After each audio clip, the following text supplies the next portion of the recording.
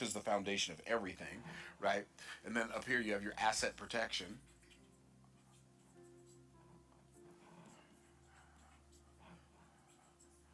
And then you have your four windows. And you have your door with your doorknob, of course. Okay, and so you have this one is your income window. And on your income window, like most people get their income from their job, right? And so when people think of money, they think number one, job.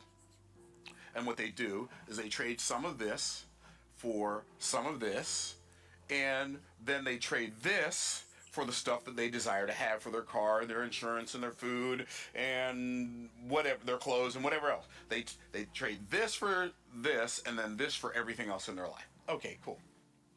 And so, because everything costs money, they emphasize the money because everything costs money. And so they think, well, if I can just accumulate more money. And so people obsess because people obsess in America, in the world, over accumulating money. And they think that cash accumulation is the primary objective of cash. But I submit to you that it's not. So people who are wealthy understand that cash accumulation is not the primary purpose of wealth. I'm going to get into that in a minute. So what happens is this is your what I call your IPA window. This is your WRL window, and this is your outgo window. So most people, poor people, their cash comes in. This is what happens with poor people. Their money comes into their house, and then it goes out the outgo window in the form of bills. Because poor people think the primary purpose of this is to pay for this. Oops. Is to pay bills, right? So poor people, they hyper obsess on bills and they hyper obsess on income so that they can pay those bills. Because if they don't pay those bills, they're going to get phone calls they don't want to receive. Like, they're going to lose things that they desire to have. And so, like, you may be able to relate to this, maybe not, but you're like, okay, do I pay my water bill this month or my electric bill this month? And maybe none of you have ever been there, but I've been there. That's where I used to live at the end of, am I going to pay my water bill this month or my electric bill this month street, right? And so, okay, are we going to pay the car insurance or are we going to pay our gas bill? Like, and when I say gas, I'm talking about gas for the house, right? So it's like when you hyper focus on bills, your focus on this is what makes it really better, right? Or if I can make $50 an hour or $75 an hour or $100 an hour, and most people who are making $25 an hour right now, they think, man, if I could make $100 an hour, I'd be in the catbird seat for the rest of my life. Catbird seat, Texas colloquialism, very good spot. Okay, so rich people understand that this is the window that makes you wealthy. Income producing assets. You take some of your money, you take some of your time, and you put it in here. This is where we put that. And when we do this, when you take some of your money and some of your time and put it in here, in the beginning, it produces nothing. And this is why most people never do it. Because when you first start, it's like you can't really ever start making a lot of money until you learn how to stop working for money. And that doesn't mean you stop working, you quit your job because you stop working for money. It means you work on things that don't pay you in the beginning. Because a part of wealth creation, a big part of wealth creation, is delayed gratification. You have to put off things you desire to do now, and you have to sacrifice some of the things you want to do now on the altar of things you want to do in the future. What most people do is they do the exact opposite. They sacrifice the long term on the short term, on the altar of the short term, when making your life better in any arena. You sacrifice the short term on the altar of the long term. It doesn't matter if you want to learn a new skill. It doesn't matter if you want to acquire wealth. It doesn't matter if you want to develop a new physical experience of life, like you want to have more energy and have more health and vitality in your body. It doesn't matter. It always goes down to the same thing. Valuing the long term over the short term. Why? Because eternity is more real than time. Because spirituality is more real than physicality. Because that's what it's a picture of. Like, this is bigger than just a conversation about money. This is a conversation about how life works. And so what happens when you take some of your money and some of your time and you put it in here, in the beginning it does nothing. Then it produces a little bit of money. And then it produces a little more. And then it produces a little more. And then it produces a little more. And this window as you begin to fill it up with assets, or the assets begin to be more productive and produce more wealth, what happens is this window now starts putting some money back into this window, right? And so now you have this thing where the money's coming in, but it's coming back. And then eventually, when you get to this point, you get to the point where this window, this income that you're making, now the income producing asset window now pays for your bills. So all of your bills, imagine if you had assets that could pay for all of your bills. For instance, I'm going to take this book. I'm going to take this book right here. This book right here generates between $7,000 and $18,000 a month. I wrote this book in 2006, right? Literally, all of my personal bills could be paid for with this one asset. I wrote the book one time.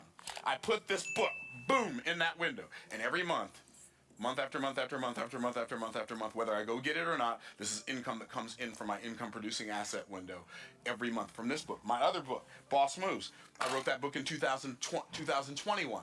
That book generates between $35,000 and $70,000 a month. I'm not, oh, you're so rich and wonderful. That has nothing to do with it. I have an income producing asset window that has assets in it that income can follow. If you're struggling financially right now, it's because you have no assets and you are an asset. Like your work and your time is your only asset. And if that's all you have, for now, that's fine. But man, if you know this now and you keep on living in 5 years from now, that's still all you have, maybe that's a problem.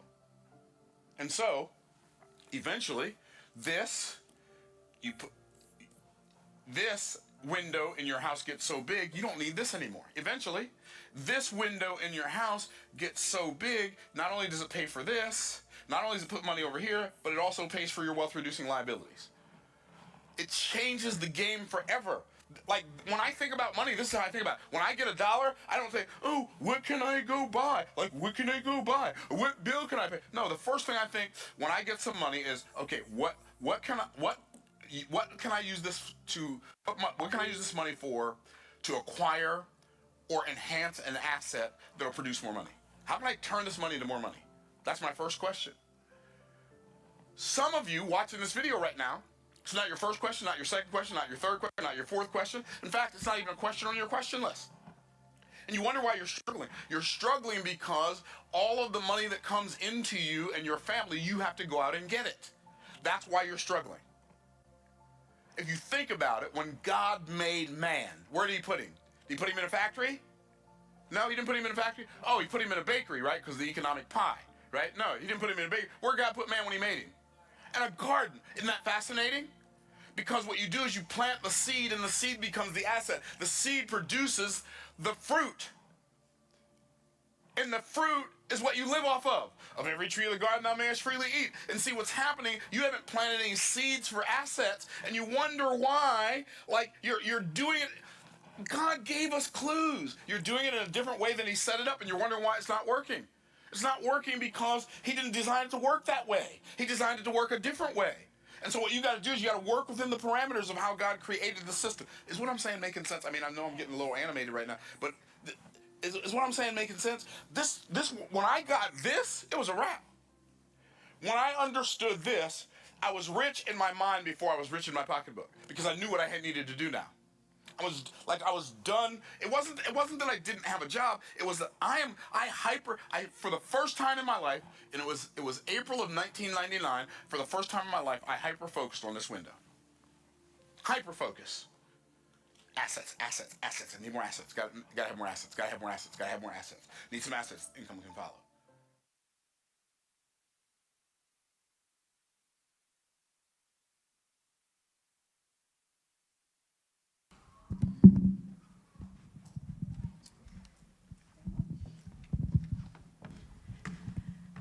Wow, what a video. What a video. That was powerful, I have to admit. What did anyone think about that video? I know there was a lot of things that was mentioned and poured out to us from that specific architecture of building generational wealth. Did anyone get any sort of thought-provoking thoughts at all in regards to that video? Anything? Anyone that wants to share? We'll take maybe 1 or 2 people from the crowd. Want to start us off? Go hand over there. Whereabouts? Okay. Do we have a spare microphone at all we can pass around? Thank you. The thought-provoking part for me is your money should make more money for you. So then I realized that it's not that I can't be wealthy. Sorry, this mic. It's not that I can't be wealthy, but I have been putting my mind, to the fact that my salary, which looks as if it's not enough, if I look into assets, like things that can fetch more money for me, either by doing more skills, then I can live, basically the rat race that I am running. So my salary can produce more money for me, regardless of how small it is. Thank you. Exactly. It's all about the mindset. Thank you very much. Anybody else wants to share something? Go ahead. Before we say we can share ours. Okay, yeah. Go a hand over One here. of a hand over The here. third row.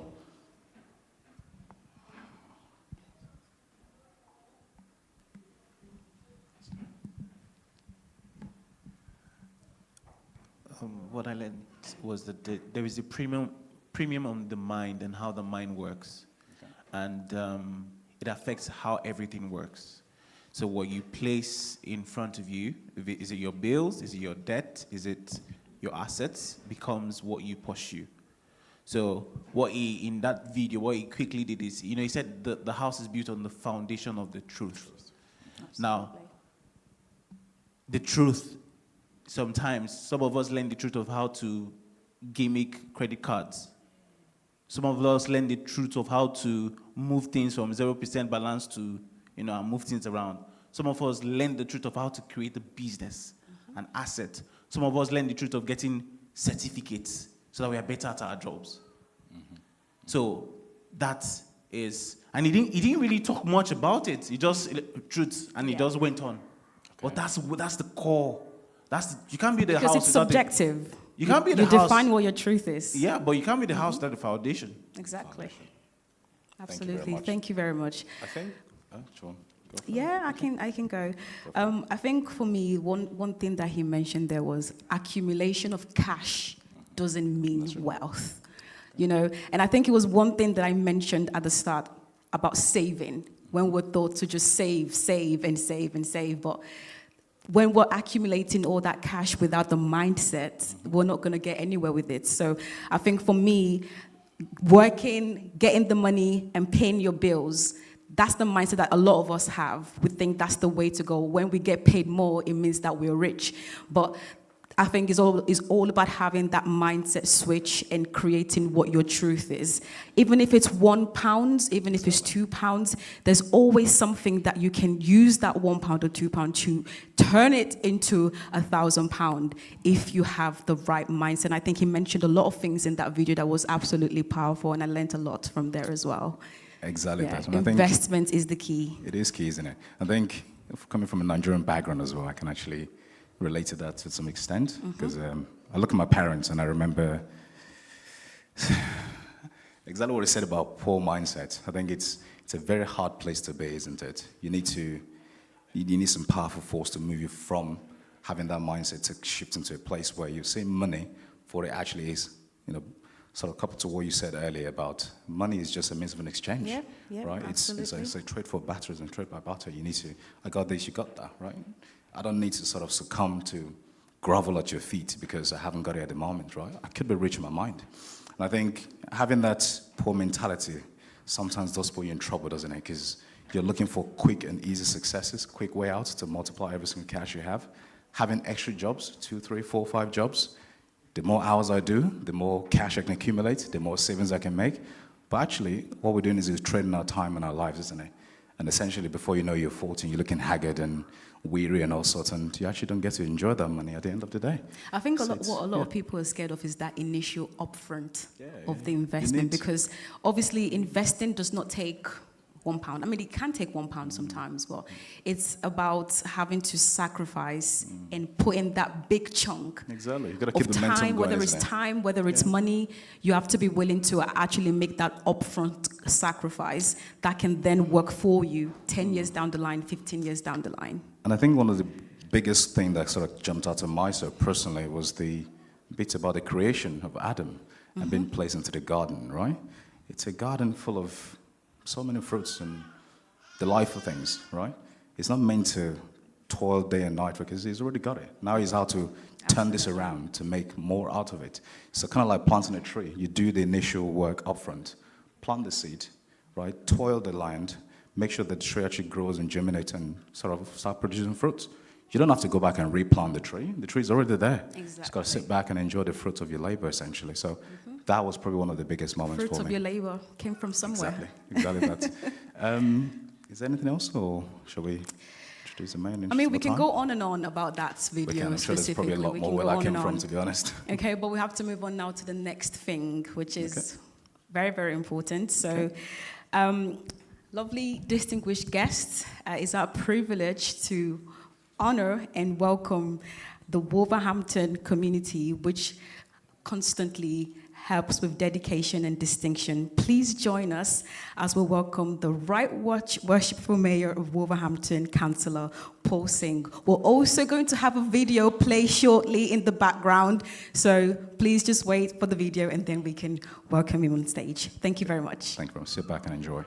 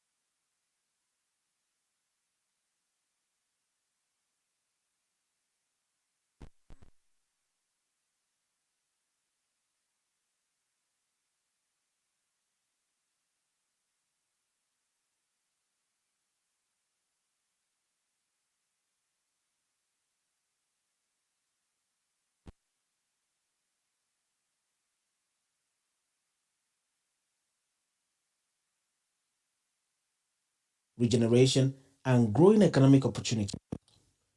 Ladies and gentlemen, distinguished guests, partners, entrepreneurs, investors, and future leaders, it is now time for the official opening of the NEXTGEN Wealth Summit. Our distinguished guest of honor has dedicated nearly 2 decades to public service, serving the people of Wolverhampton since 2007, and earning recognition for his commitment to community engagement, civic leadership, and bringing people together across diverse communities. His dedication to public service saw him serve as deputy mayor before being elected as the 167th mayor of Wolverhampton, becoming a proud ambassador for a city known for its resilience, innovation, regeneration, and growing economic opportunities. As a champion of community development and inclusive progress, he continues to inspire collaboration, leadership, and opportunities across Wolverhampton and beyond. To formally open this event and deliver Mayor's address, guests, please join me in welcoming to the rostrum the Right Worshipful, the Mayor of Wolverhampton, Councillor Paul Singh. Your worship, the podium is yours.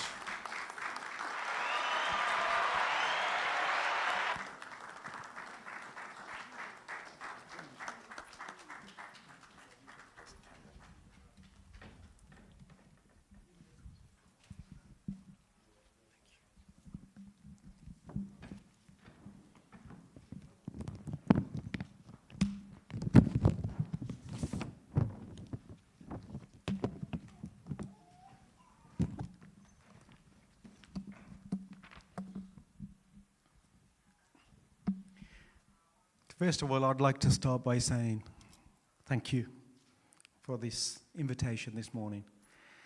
I do, and thank you for the wonderful welcome. That did surprise me, and again, I'm grateful. And I do have some notes to share with you for this morning. Before I share the notes with you, I'd like to just say regarding the video, and what this event is about. And this is from myself, and it's not from my notes. What you're doing here today is probably one of, if not the most important thing for young people and for life itself. Knowing how to grow wealth, manage your wealth, and manage your life is so, so important. It is so easy to get trapped in debt. And I always believe that life it's about numbers. It really is simple mathematics. If you have more coming in and less going out, you're in a very good place. If you got less coming in and more going out, you're going to be in trouble. It's simple as that, and you will be in debt. Yes, there's discipline, there's learning, there's experience, and there's a lot of things. As a young person, you have to factor into your life choices, priorities. I think good is not enough. You need drive. Because otherwise, you're good without drive. It's okay. You'll be good, but you'll never grow. You'll only grow with drive. Understanding finance, understanding money. Now, whether we like it or whether we don't, it is money that makes the world go round. And the sooner we understand it and understand what it does, because basically it's numbers. It has a fancy name called money, but it's numbers. And it's all about how many numbers you have for what kind of life that you wish to have. So I will also now share my notes with yourself. So good morning, everyone. It is a great pleasure to join you today at the Next Generation Wealth Summit 2026. And I understand this is the first one, and I'm honoured to be the first mayor to open this event.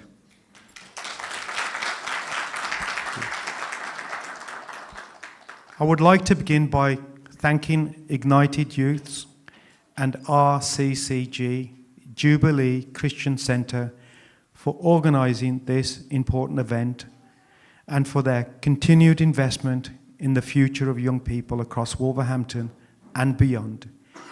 Initiatives such as this demonstrate the power of community organisations to inspire ambition, develop talent, create opportunities for the next generation.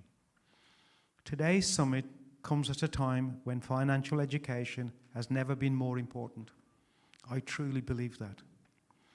The world is changing rapidly, and young people need the knowledge and confidence to navigate an increasingly complex economy. The focus on wealth building, responsible saving and investment, employment skills, building responsible saving and investing, artificial intelligence and understanding the UK financial system provides practical tools that can help shape successful futures. The aim of today is not simply to provide information, but to inspire action. I hope everyone here leaves with greater confidence, a clearer understanding of their financial goals and practical steps that can put into action immediately. Financial capability does not just benefit individuals, it strengthens families, supports local businesses, and contributes to stronger and more resilient communities. These are values that align closely with Wolverhampton's ambition for growth and opportunity. One of the most important messages we can share with young people is that wealth is rarely created overnight. It is built through discipline, planning, continuous learning, and making informed decisions over time, building good habits early. We've touched on that.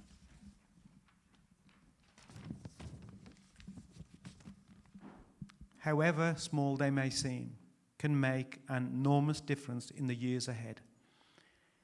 And I think that was touched on the video, where things that you do now may not automatically benefit you right now. Give it 5 years, give it 10 years, give it 15 years, give it 20 years, you will see the benefits. There is no question about that.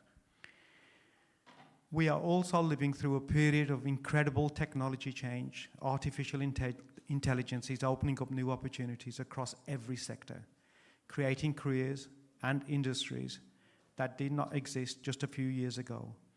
I encourage you to embrace these innovations while continuing to develop the qualities that technology cannot replace: creativity, leadership, resilience, and critical thinking. Understanding financial responsibility is just as important as recognizing financial opportunities. Knowledge of taxation, digital security, and responsible financial management helps protect your future and ensures that you can make more confident decisions throughout your life. For many, property ownership and investment remain an important aspiration for success in this area. Like any investment, requires patience, education, careful research, and sound judgment. To all the young people here today, my message is simple. Believe in your potential, regardless of your background. Investment in knowledge before pursuing wealth, develop skills, and create value for others. And never be afraid to start small. Success is often the result of many small, consistent decisions made well over time. Finally, I would once again like to congratulate Ignited Youths and RCCG Jubilee Christian Centre for their vision and leadership in bringing the summit together. I encourage everyone to make the most of this day by learning from speakers, asking questions, building connections, and taking practical action towards your goals. Today's investment in knowledge has the potential to become tomorrow's businesses, tomorrow's careers, tomorrow's home ownership, and tomorrow's success story. I encourage each of you to seize the opportunity before you and play your part in building a stronger future for yourselves, your families, and our city. Thank you, and I wish you all a productive, inspiring, and successful summit. Thank you.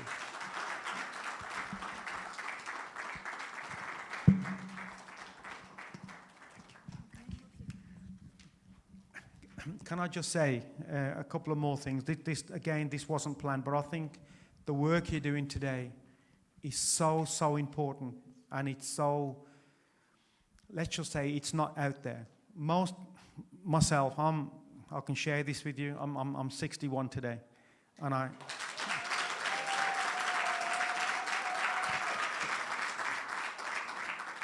Thank you for the applause. What I meant to say was, I'm 61, not today.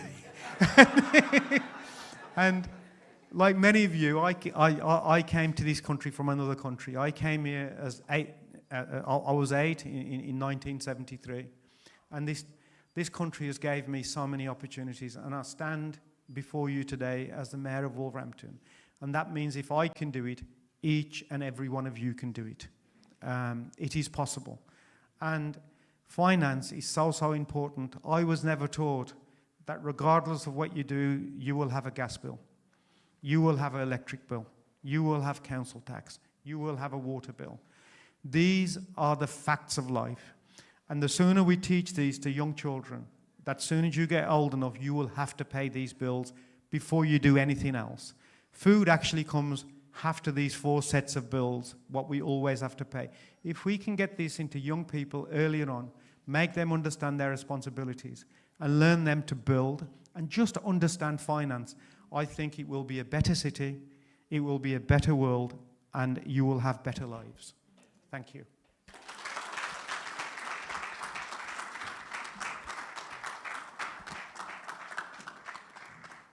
Thank you so much. Thank you very much. Guys, another round of applause for the Mayor. Thank you very much for gracing this occasion. We appreciate your presence, as always. We thank you for those kind words as well, and your work, your increased involvement and work in the community of Wolverhampton. Up next, we do have one of the event coordinators of this event, in person of Samson Adeladen. I believe he has some sort of appreciation presentation. I'll call him up, guys. A round of applause for Samson.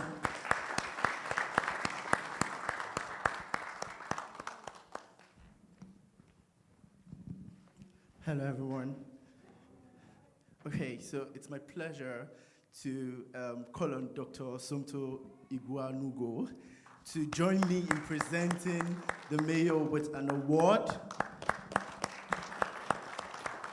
This award is called the Cornerstone Award, and it is in recognition of the mayor's efforts in fostering community cohesion, supporting vulnerable residents, and improving local facilities. Please, I call on the mayor, please, can you come, sir?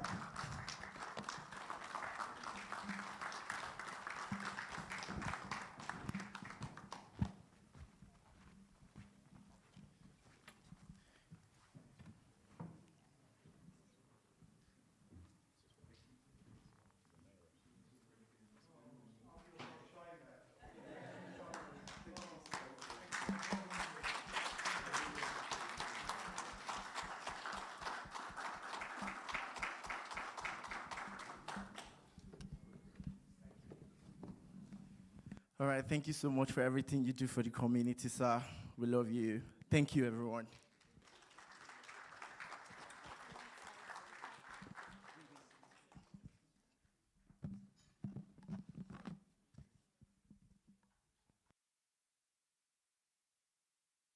Right. All right, everyone, we've come to this point in the program where we are enjoined to share in the vision of the summit itself. But before that, I've been asked to enjoin us kindly to move forward and sort of fill these spaces. So just speaking to our guests generally, if you don't mind just moving forward in your seats, just fill up the spaces in front of you, just because I think we've got some empty spaces in between. So if you don't mind just moving one seat forward, just to fill up the gaps right in front of you. That will be appreciated. Thank you. To continue with this, we do have the vision address as stated, which will be given by a man who needs an introduction to most of us within the ignited use of the RCCG JCC Wolverhampton. But for those of us who don't actually know him, I will offer some introduction before bringing him up to us. Right, so Dr. Somtochukwu Igboanago is a dynamic speaker, a youth leader, an author. He's got some books in the foyer, so feel free to help yourself after the event. He's a certified life coach, an entrepreneur, and a medical doctor who's dedicated to empowering individuals to discover purpose, maximize potentials, and create that long-lasting impact. He's spoken on numerous platforms across the healthcare, corporate, social care, and faith sectors, including the prestigious TEDx stage. I believe that was here in Wolverhampton as well. Was that somewhere else? It was here, wasn't it? I did watch that. That was insightful. Where he made history in 2024 as the first speaker of African origin to speak at TEDx Wolverhampton. His passion for leadership development and youth empowerment is evident through his work as a founder of Ignited Youth, a thriving community that has raised and mentored young leaders who are making a difference in the communities and beyond. He's also the founder of Amazing Fashion. It's a faith-based brand that promotes positive values through fashion and creative expression. As an author, his books, including I Shine and No Filter, have inspired many to embrace authenticity, purpose, and faith-driven leadership. Alongside his work in leadership and coaching, Dr. Somtochukwu serves as a practicing general practitioner, mentoring future healthcare professionals whilst advocating for holistic well-being. So, with a warm, joyful welcome, kindly join me in giving Dr. Somtochukwu a big round of applause as we bring him to the stage to give the vision address of the event.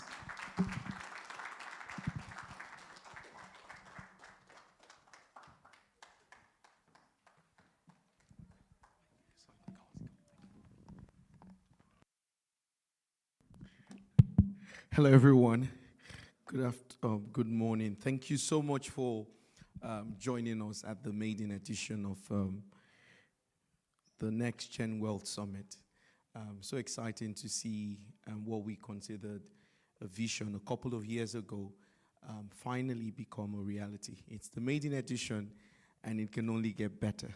We want to appreciate all our distinguished speakers and the rightful worship, the mayor of Wolverhampton, for gracing, and the mayoress as well, for gracing this great event. I will go through my address and quite a number of things to pick from it. So I'll just enjoy us to go along. So I'm truly excited to welcome you to the maiden edition of the Next Generation World Summit. And this event has taken a few years to move from conception to reality. But with every passing year, the need became clearer. We needed a platform that would help young people respond to the sudden shift happening in the world around us. I was born during the early years of the internet age. I grew up hearing how the World Wide Web changed the world and moved us from the industrial age into the information age. We saw major industries struggle because they failed to adapt. We saw the rise of mobile phones change communication forever. Those moments felt like major shifts. But today we are facing another shift, and this one is unfolding right before our eyes. For some who aren't aware, where we're approaching in the next few years is not the end of the world, but the end of the world you were trained for. The emergence of artificial intelligence in the last few years have shown us how quickly the world is changing. And AI is only a precursor of how the world will be completely different in the next 5 years. We're not just entering a new season, we're entering a new paradigm. In the years ahead, access may become harder, ownership may become rarer, and the gap between those who understand systems and those who merely survive inside them may grow wider. And that's why knowledge matters. Yes, information is everywhere.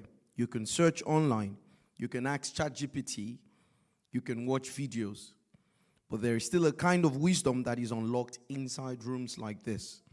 There are things you catch when people who have built, failed, learned, recovered, and grown begin to speak. And over the years, we've worked closely with young adults navigating education, employment, entrepreneurship, and personal development. And one concern has continued to appear. Many are hardworking, many are gifted, many are ambitious, but they lack structured financial guidance, confidence, and strategy. A community survey we conducted among over 100 residents aged 18 to 45 revealed concerning trends. 35% of them were not actively saving. 84% lacked confidence in investing. Many young people felt uncertain about building long-term wealth. Many aspired to start businesses but lacked the knowledge and support needed. Many were earning income without a clear wealth-building strategy. These findings highlighted an urgent need for practical financial education, mentorship, and exposure. Because there is no wealth building without wealth thinking, wealth networking, and wealth learning. We believe that our generation and the next generation should not simply inherit the future, they should be equipped to build it. And as a Christian community, we believe that part of our calling is to reach out, give, equip, and empower. And so the NEXTGEN World Summit exists to inspire a generation to move from financial uncertainty to financial confidence, from consumers to creators, from survival to stewardship, from potential to impact. We envision young people becoming business owners, investors, innovators, employers, and leaders who use wealth not only for personal success, but also for community transformation and kingdom advancement. But today, I also want to briefly speak about something deeper, because beyond money, there is the role of faith in world building. Some people may assume that faith has no place in the conversation about wealth. Rather, I think this is not the case with the Christian faith. There's a huge difference between building wealth and building it the right way, which is why the Christian faith seeks to communicate, and this is because life is beyond getting money, life is beyond getting rich. The first thing that faith teaches us is that wealth begins with stewardship. Some people think wealth starts with money, but wealth starts with how you manage what you already have. We believe that life itself, it's a gift from God. Your time is a gift, your ability is a gift, your mind is a gift, your relationships are a gift, your opportunities are a gift. And one day there will be an account of how we lived, how we served, and how we used what was placed in our hands. Your disposition and your attitude towards what you have can have an impact on your life. In Luke chapter 16 verse 10, the Bible says something: whoever can be trusted with little can also be trusted with much. So before God gives you more, he watches how you manage little. The second thing faith teaches us is that wealth is created through service. Money follows value. The people who solve problems tend to be rewarded. Solving problems is the key secret to wealth creation. That means the question is not just how do I make money? A better question is what problem am I called and equipped to solve? The bigger the problem you solve, the greater the value people place on you. The more problems you solve, the greater your capacity to build wealth. We're seeing in many life stories shared in the Bible. One of them is that of Joseph, who proposed a practical economic strategy for the land of Egypt to survive an incoming economic hardship. He was elevated from prisoner to prime minister because he had answers to a national problem. The third thing which faith teaches us is diligence. And diligence cannot be removed from the equation of world building. In the Bible, in Proverbs 22 verse 29, it says, "Seest thou a man diligent in his business? He will stand before kings. He shall not stand before mean men." Diligence, which the Bible refers to, isn't just about working hard. Diligence is doing what needs to be done, when it needs to be done, and as well as you can, and for as long as it takes. It's about working with excellence and steady commitment to consistency. The fourth thing which faith teaches us is character. Wealth requires character. This is important because wealth will always test your character, and wealth without character becomes corruption. Money does not only reveal your bank balance, it reveals your heart. And in a world where skill can be commoditized and easily replaced, character will set people apart. And at the core of the Christian faith is character building. Faith shapes how we treat people. Faith shapes how we respond to pressure. Faith shapes what we're willing to do and what we're willing to refuse. Finally, the fifth thing that faith teaches us, which certainly is not exhaustive, is that wealth has purpose. Money can make you rich, but only purpose can make your wealth meaningful. The goal is not simply accumulation. The goal is impact, legacy, generosity, transformation, and being a blessing to others. True wealth is not only what comes to you, it is also what flows through you. God blesses us to be channels of blessing to others. As I conclude, when we speak about wealth at this summit, we're not just speaking about money, we're speaking about mindsets. We're speaking about stewardship. We're speaking about service. We're speaking about diligence. We're speaking about transgenerational impact. And the Christian faith provides a foundation for building true, pure, and commendable wealth. Our faith does not replace hard work. Rather, faith gives direction to our hard work. It shapes our character, guides our decisions, and reminds us that wealth is not just something we accumulate, but something we steward for the good of both ourselves, others, and God's kingdom. So my charge is simple. Do not leave this summit merely informed, leave transformed. Because when wealth is built on purpose, guided by wisdom, strengthened by diligence, and governed by faith, what is produced becomes more than success. Thank you very much.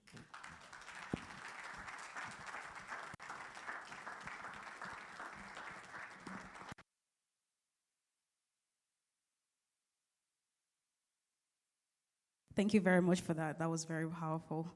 For those that may or may not know, Dr. Somto Chukwu is the visionary behind the Next Generation Wealth Summit. And we're very grateful for creating a platform like this that helps, young people like ourselves and adults as well, upcoming professionals, and, to help us build that lasting impact in something as crucial as gaining financial independence through faith. So that was fantastic. Thank you very much. We're now going to proceed into the next part of this summit, and we're going to be having a talk on building wealth in the UK, the mistakes, myth, and smart move. And I'm now going to go ahead to introduce our next speaker. Engagement and talent development.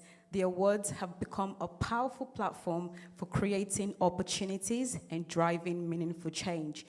Mr. Errol Lawson is also the author of influential books, including Teenpreneur and Construction, which is a team sport, which has inspired aspiring entrepreneurs, young leaders, and industry professionals to pursue excellence and create a lasting impact.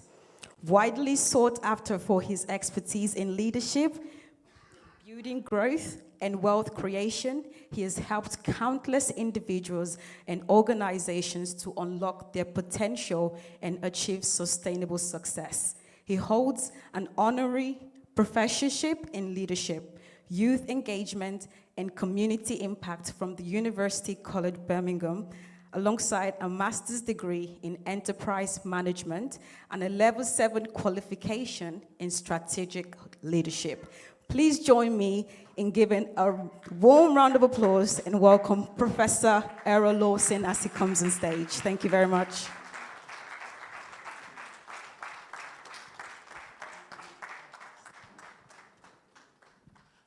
Thank you so much. Thank you. Praise the Lord. Oh, hallelujah. It's great to be here this morning.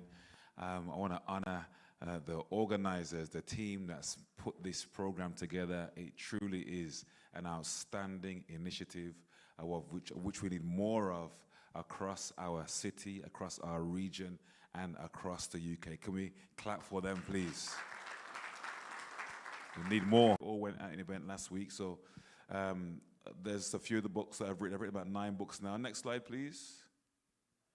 So this is my St. Mary's Primary School in Handsworth in Birmingham. At age 11, I took the 11+ entrance exam. I passed the exam, and I got into Bishop Beeze's Grammar School in Sutton Coldfield. I didn't want to go there because my friends were going to other comprehensive schools, and so we moved house to be nearer my new school, to a place called Great Bar. And about 11 years old, my parents divorced. And so my dad, who was my hero, he was my role model, he disappeared and left me and my mom and my siblings to fend for ourselves. And as an 11-year-old kid, I did not know how to handle that, so I rebelled against everybody, against everything. I just decided to myself that I didn't care anymore. 2 years later, in age 13, I started smoking and selling weed in school. And so my life started going downhill. You can imagine, as a 13-year-old, the kind of influences that were around my life at the time. And I get a letter that same year from my dad, who's in prison. And he's writing to me and he's saying, "Son, I'm sorry, son. I've made some bad choices and I'm in jail." Next slide, please. So I think this is the prison he was writing to me from. This is Wormwood Scrubs Prison in London. Now I'm 13 reading this letter and I just cried. I cried. I asked my mom, "Mom, why? How? Where is he? When will I see him again?" No answers. But my uncle, his brother, came and got me and took me down to see him at the prison in London when I was at 13 years old. And I sat in this visitor's lounge in this prison across from my dad. And in that moment, everything became very real. Because somehow that narrative of my dad being in prison gave me credibility and status in my community. It made me official. Like, yo, my man's dad's in jail, you know. My man's on this thing.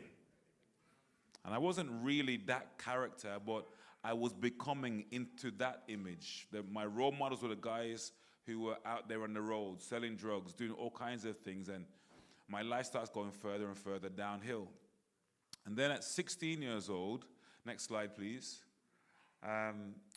One day before school, I'm about to leave the house. I'm in year 11.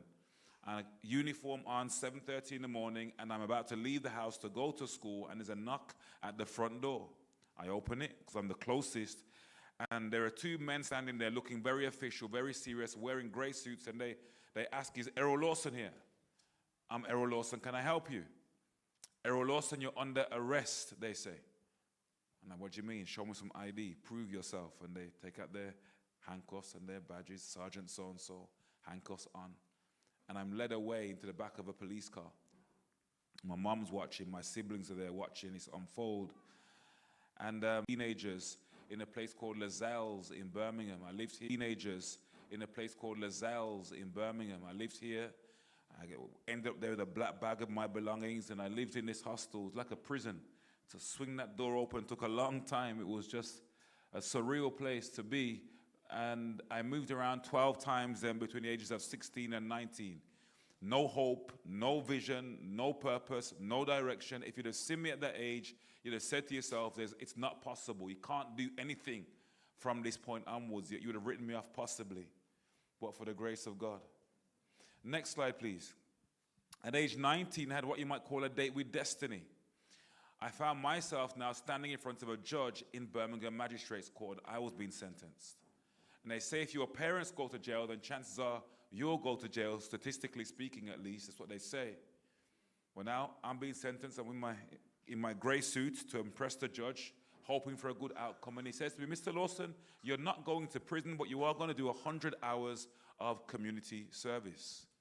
I think we all know what that means, unpaid labor.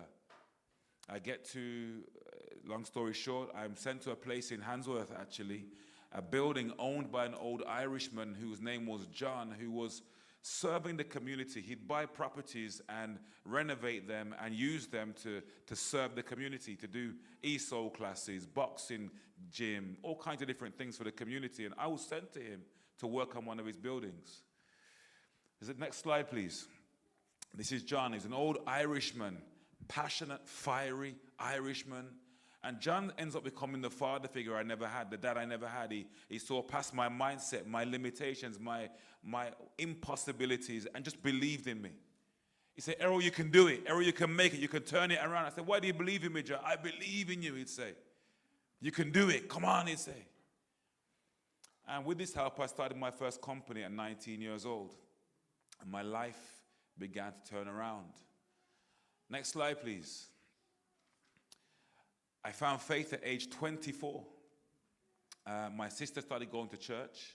She found a church in Birmingham. Bro, I found a great church. You'll love it. Come and check it out. I'm like, church?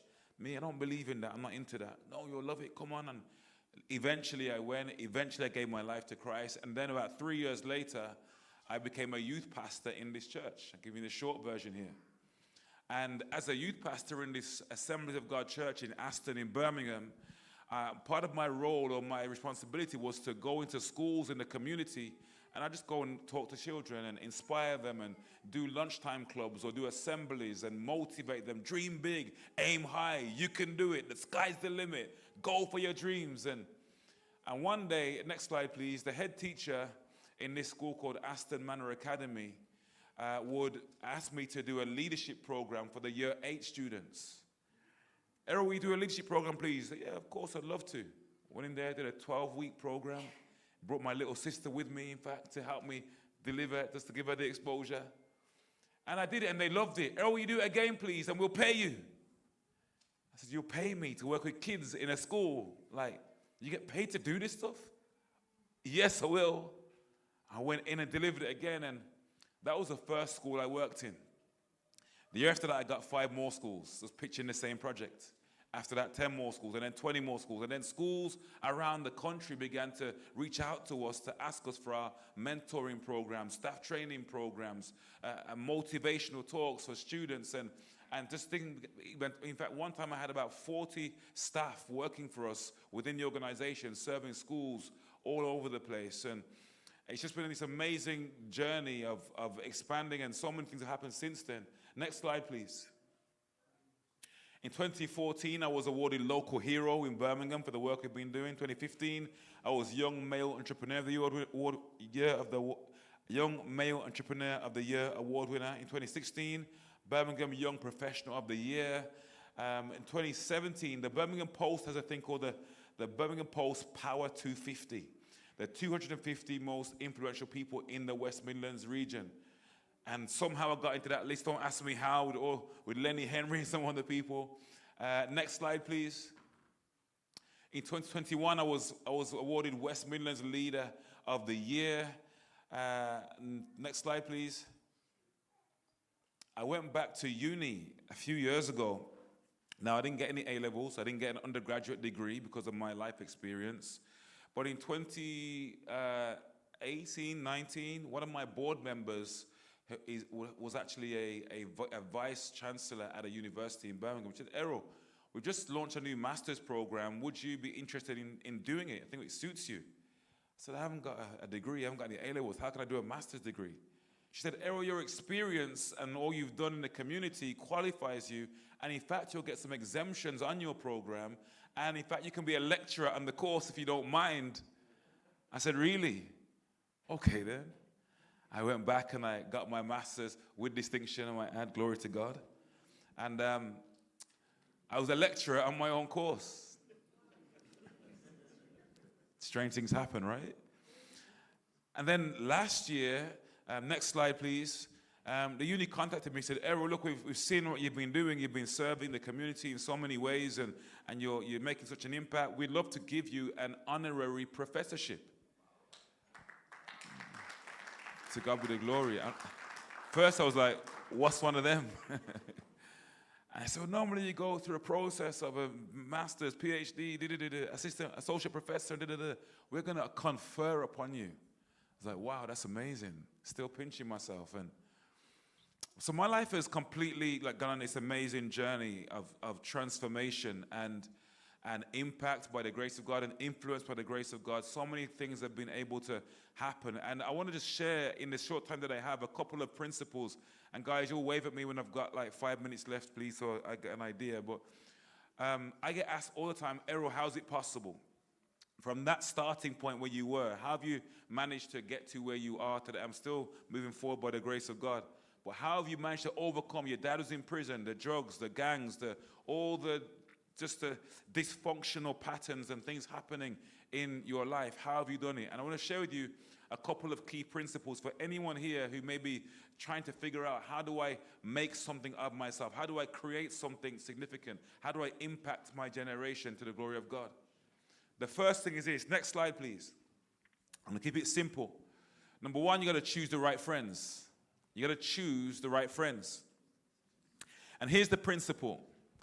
So John, the old Irishman I mentioned earlier, helped me to understand people. Because ultimately, people are what make life work. Relationships. And he said there are 4 kinds of people you're going to come across. And the first kind of person is a person called the adder. Can you all say adder for me? Come on, say it loud. Say adder. And an adder is the kind of person that adds value to you. An adder is someone that when you spend time with them, they somehow have a way of bringing good energy into your life. They encourage you. They inspire you. They have a way of lifting you. They have a way of they're not going to set the party on fire, but they're good people to be around. I said, find good people. You need them to move your life forward. I said, it makes sense. The second kind of person is a person called the taker. Can you all say taker? Takers are always negative people. They're inherently negative people. They can't help being negative people. They always have a problem for every solution. Their cup is always half empty and never half full. No matter how good you're feeling, you're inspired, you're full of hope, they'll come and say something to bring the energy and the mood down. You can't do that. Look where you've come from. Look at your limitations. Look at your background. They'll say something to make you try and burst your bubble. And the fact of the matter is, don't look at them now, but they're everywhere. Sadly, they're everywhere. They can't help it. They're governed by the news. The third kind of person is a person called the divider. Everyone say divider. These are sadly the worst kind of people. They're not bad people. No one is irredeemable, by the way. But a divider kind of friend or person makes up their mind because they have no goals or dreams for themselves in life. Their goal is to stop you achieving your goal, to block you, prevent you, hinder you, put stumbling blocks in your way, to just make things hard, unnecessarily want to stop you. They do things that make you think, why would you do that? How is that even serving anybody? They can be toxic, they can bully, manipulate, control. They will do whatever they can to prevent you moving forward to where you are seeing yourself heading to. And sadly, again, there's a large group of people in society that are like that. Growing up, most of my friends were like that.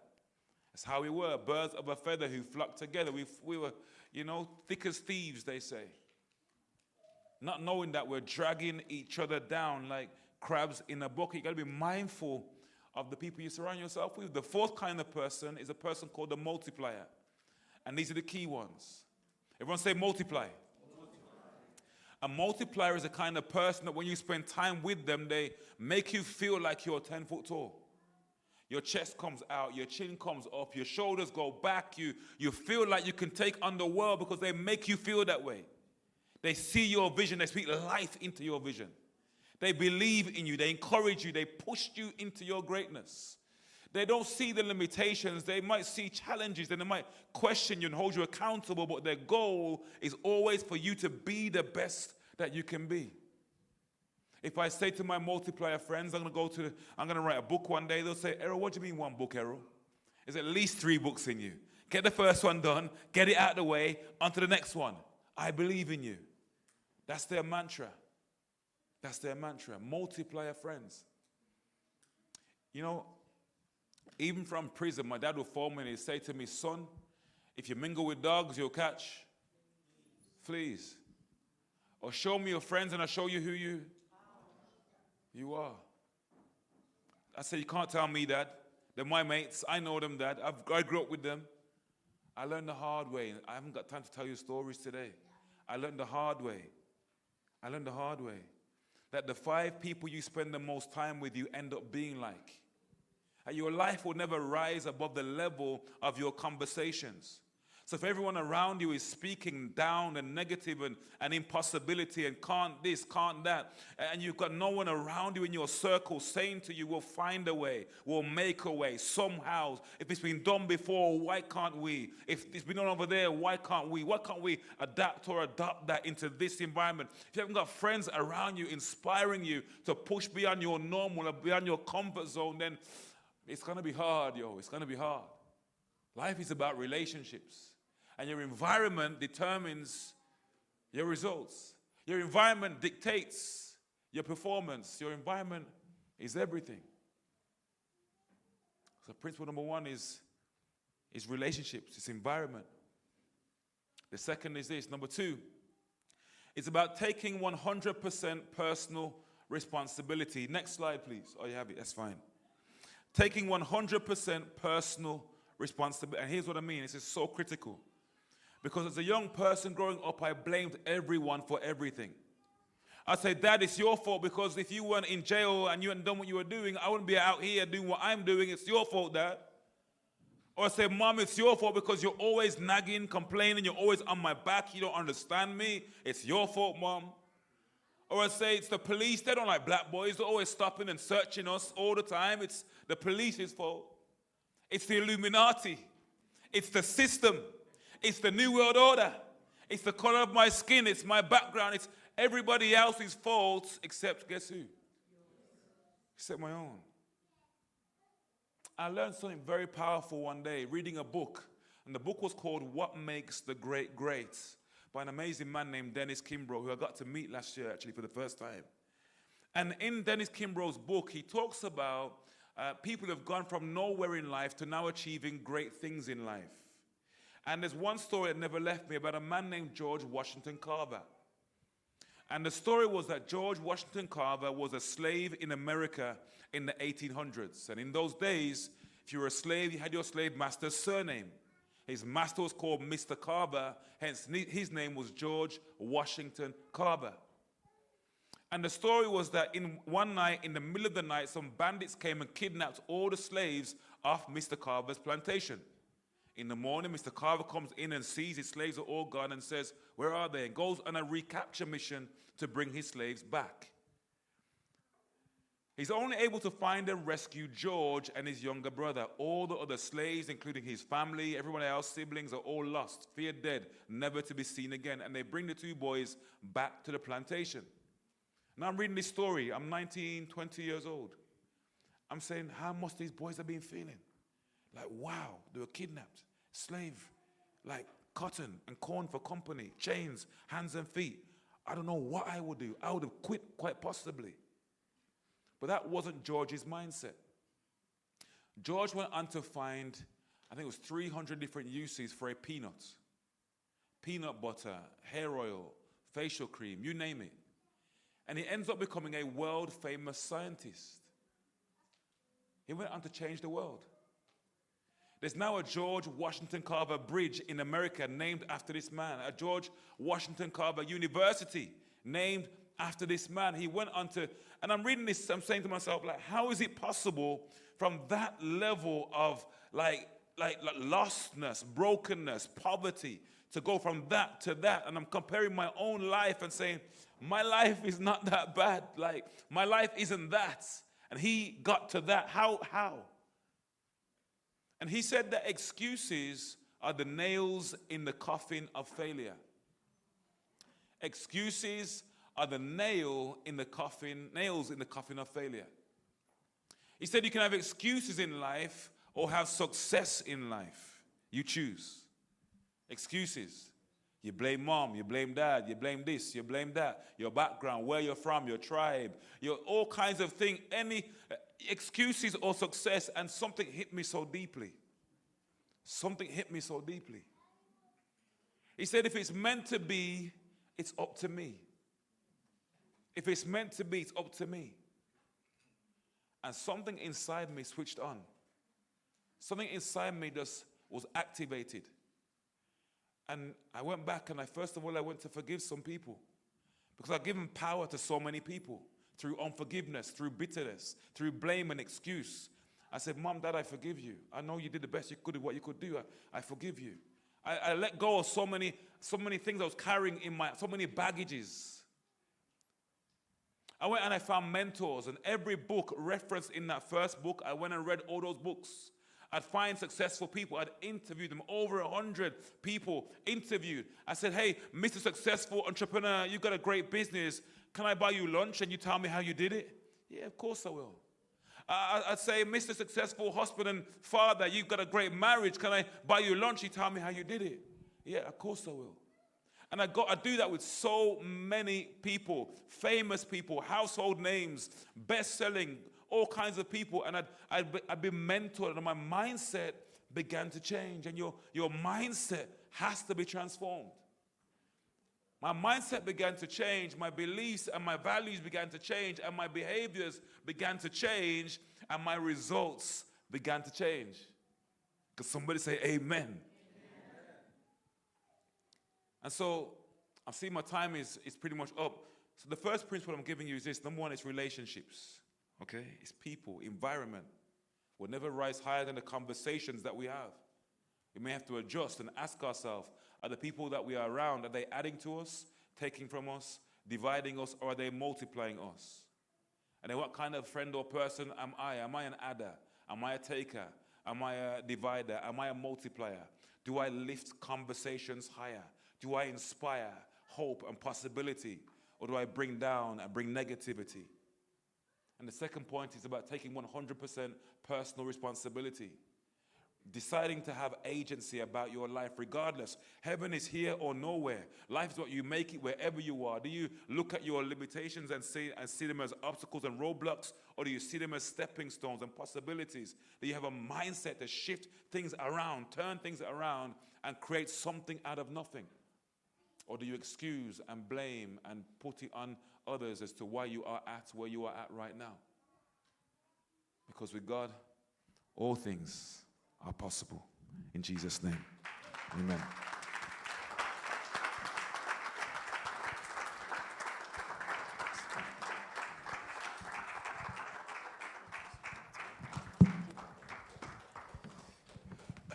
Wow, that was powerful, guys. Please give one more round of applause, please, for the speaker, Dr. Errol Lawson.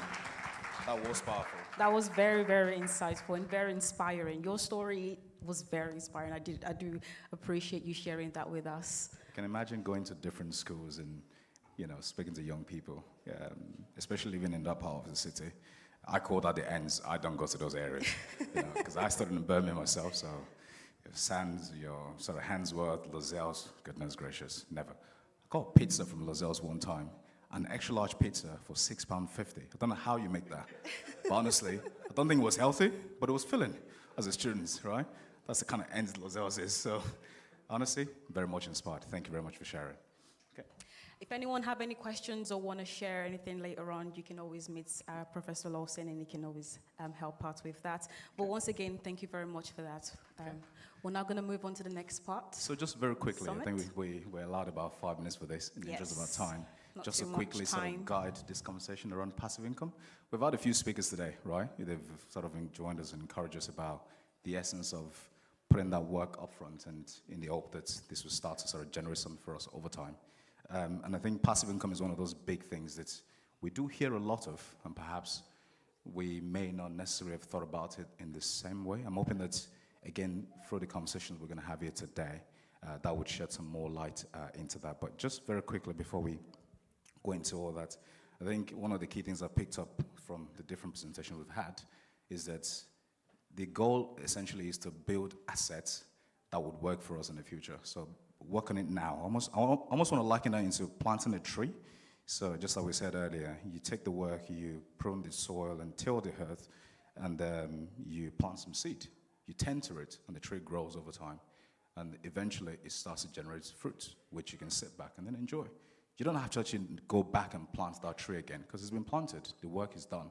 But the initial upfront sort of responsibilities and, I suppose, things that you have to do upfront, I think is what does tend to chase a lot of people away from actually doing that. So you can't get nothing. Nothing comes from nothing. I think we all know that as a common saying. So to have something that will give you something later on, we need to have some sort of investment upfront into it before it can start to generate results for us. I think in hindsight as well, just to sort of add to that, thank you very much. I think pretty much building assets that works for you over time is what passive income is all about, and is about making income or making money that doesn't require you over time to put in much effort, pretty much. And I think it's exactly what you said. It can be compared to planting a tree, where you planting the seed and then the tree grows. Eventually you start ripping out the fruit from that tree. Exactly. You don't have to put in much effort into it anymore. Because you're now reaping the harvest. And then sort of just looking into the sort of few examples, maybe the top ones, a bit of research has revealed there's a few options that majority of us are probably even aware of already. One of those top lists, you can probably guess already, it's YouTube, right?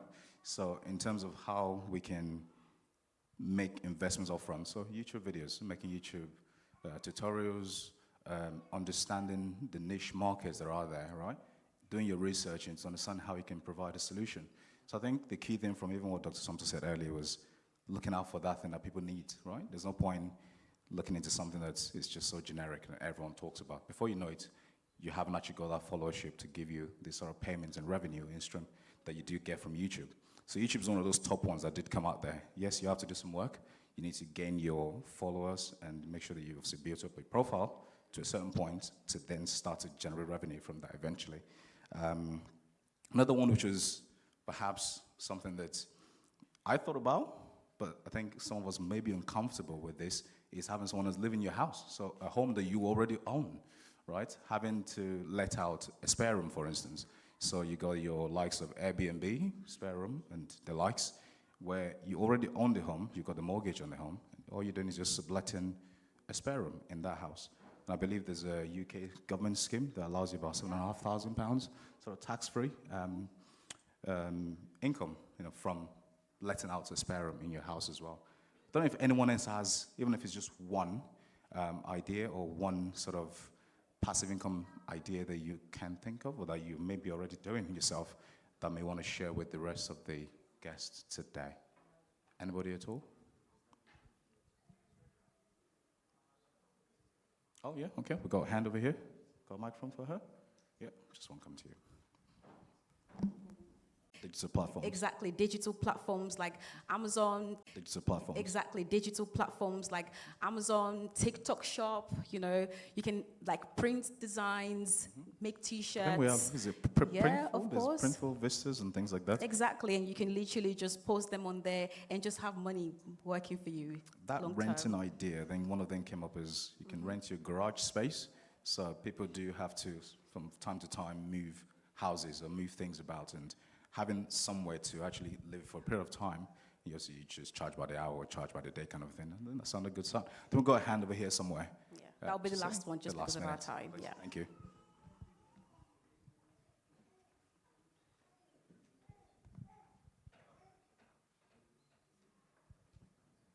Like training AI. Yeah, like nowadays there are so many platforms that you can train AI, and there are some. I came late, so I don't know. Maybe they have discussed about that. And there are some like why I actually came late is because I got an there's like a respondent if you know it. So I got a review that I should just do something like maybe show them my brand or stuff.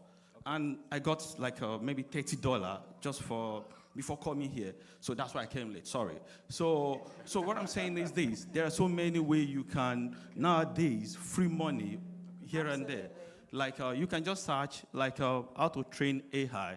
There are so many platforms, Respondent, Outlier, Protlify, so many of them that they allow you to train their AI. All these things we are doing, when we search and prompt immediately is not a magic. Somebody input that into database, exactly. And it's giving us back. Thank you very much. I think there's another segment coming up later on today which talks about AI, so I think that may be more beneficial to you as well. We're also going to be talking about property management as well, which is one of the things that another one as well. Okay. Yeah, definitely. Thank you. That was insightful. Is that all? Yeah. I think that's all. Okay, that's all we can take us over time. Right, so we'll move on to the next part, right? I believe we've got Adekule Sax. Special presentation. Bringing some special music to us. We'll just give him the stage. You cannot miss him. He's almost 7 foot tall. I don't like standing next to him. So yeah, please give a round of applause for Adekule Sax, please, guys. The talented Adekule Sax. Thank you very much. Good afternoon. I would like to thank everybody for being here, and most especially.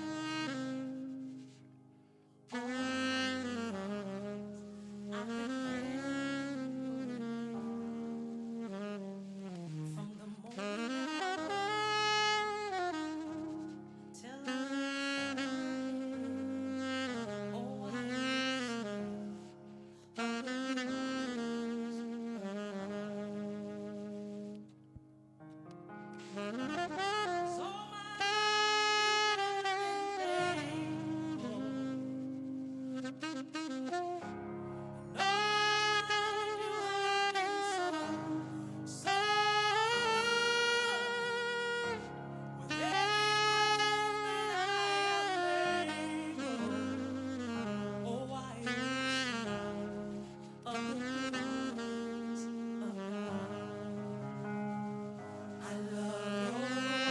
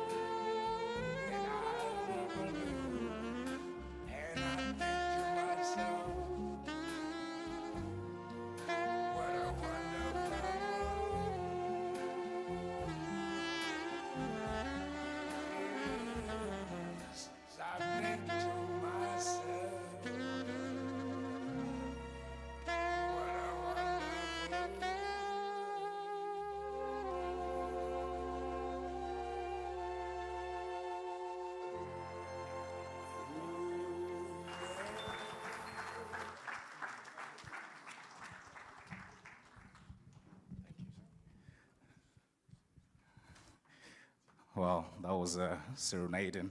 If you ask me, I think I was touched a little bit there. I love the second song, one of my best songs actually, Adekunle, so thank you for giving that to us. I think the next bit on our program today, on the event today, is the part that's potentially some of us might be looking up to. So the old AI segment. This is an emerging market at the moment, so I'm sure we're no stranger to just how much AI can get done for us if channeled the right way. And to get this done and to go through this together, we do have the next speaker who will be taking us through this segment in person of Satrajit Mukherjee. I do have a bit of introduction here to obviously bring them up. So if you just bear with me. It's a nice long bio. So I'll introduce our next speaker today. He's a highly accomplished chartered statistician in advanced data science potential and AI leader whose work sits at the intersection of artificial intelligence, advanced analytics, and real-world business transformation. He currently leads initiatives and modernizes large-scale analytical systems, transforming legacy processes into scalable, automated, and reproducible data solutions that support better decision-making at scale at the UK Department for Work and Pensions. His expertise extends across the full AI lifecycle, from data engineering and predictive modeling to machine learning deployment, model monitoring, and AI governance. He has developed cloud-native analytical platforms, implemented automated quality assurance, and designed systems for detecting data drift and monitoring model performances in frameworks. A passionate advocate for responsible AI, he is particularly focused on helping organizations harness the power of emerging technologies such as generative AI, large language models, and agentic AI systems. His work explores how these technologies can be integrated safely and effectively into everyday operations, ensuring innovation is balanced with transparency, governance, human oversight, and ethical responsibility. Holding a PhD in finance and professional recognition as a chartered statistician, he combines deep technical expertise with the ability to communicate complex concepts in practical and accessible way. Having collaborated with more than 40 analytical teams across government and science, Having collaborated with more than 40 analytical teams across government and contributed to published academic researches, he brings a unique perspective on how AI and data science can drive productivity, improve decision-making, and create meaningful value across industries. Today, he's going to share with us valuable insights on practical application of artificial intelligence, the future of data-driven organizations, and how individuals and businesses can leverage AI to unlock new opportunities while maintaining trust, accountability, and responsible innovation. Please join me in giving a warm round of applause to our speaker, Dr. Satrajit Mukherjee.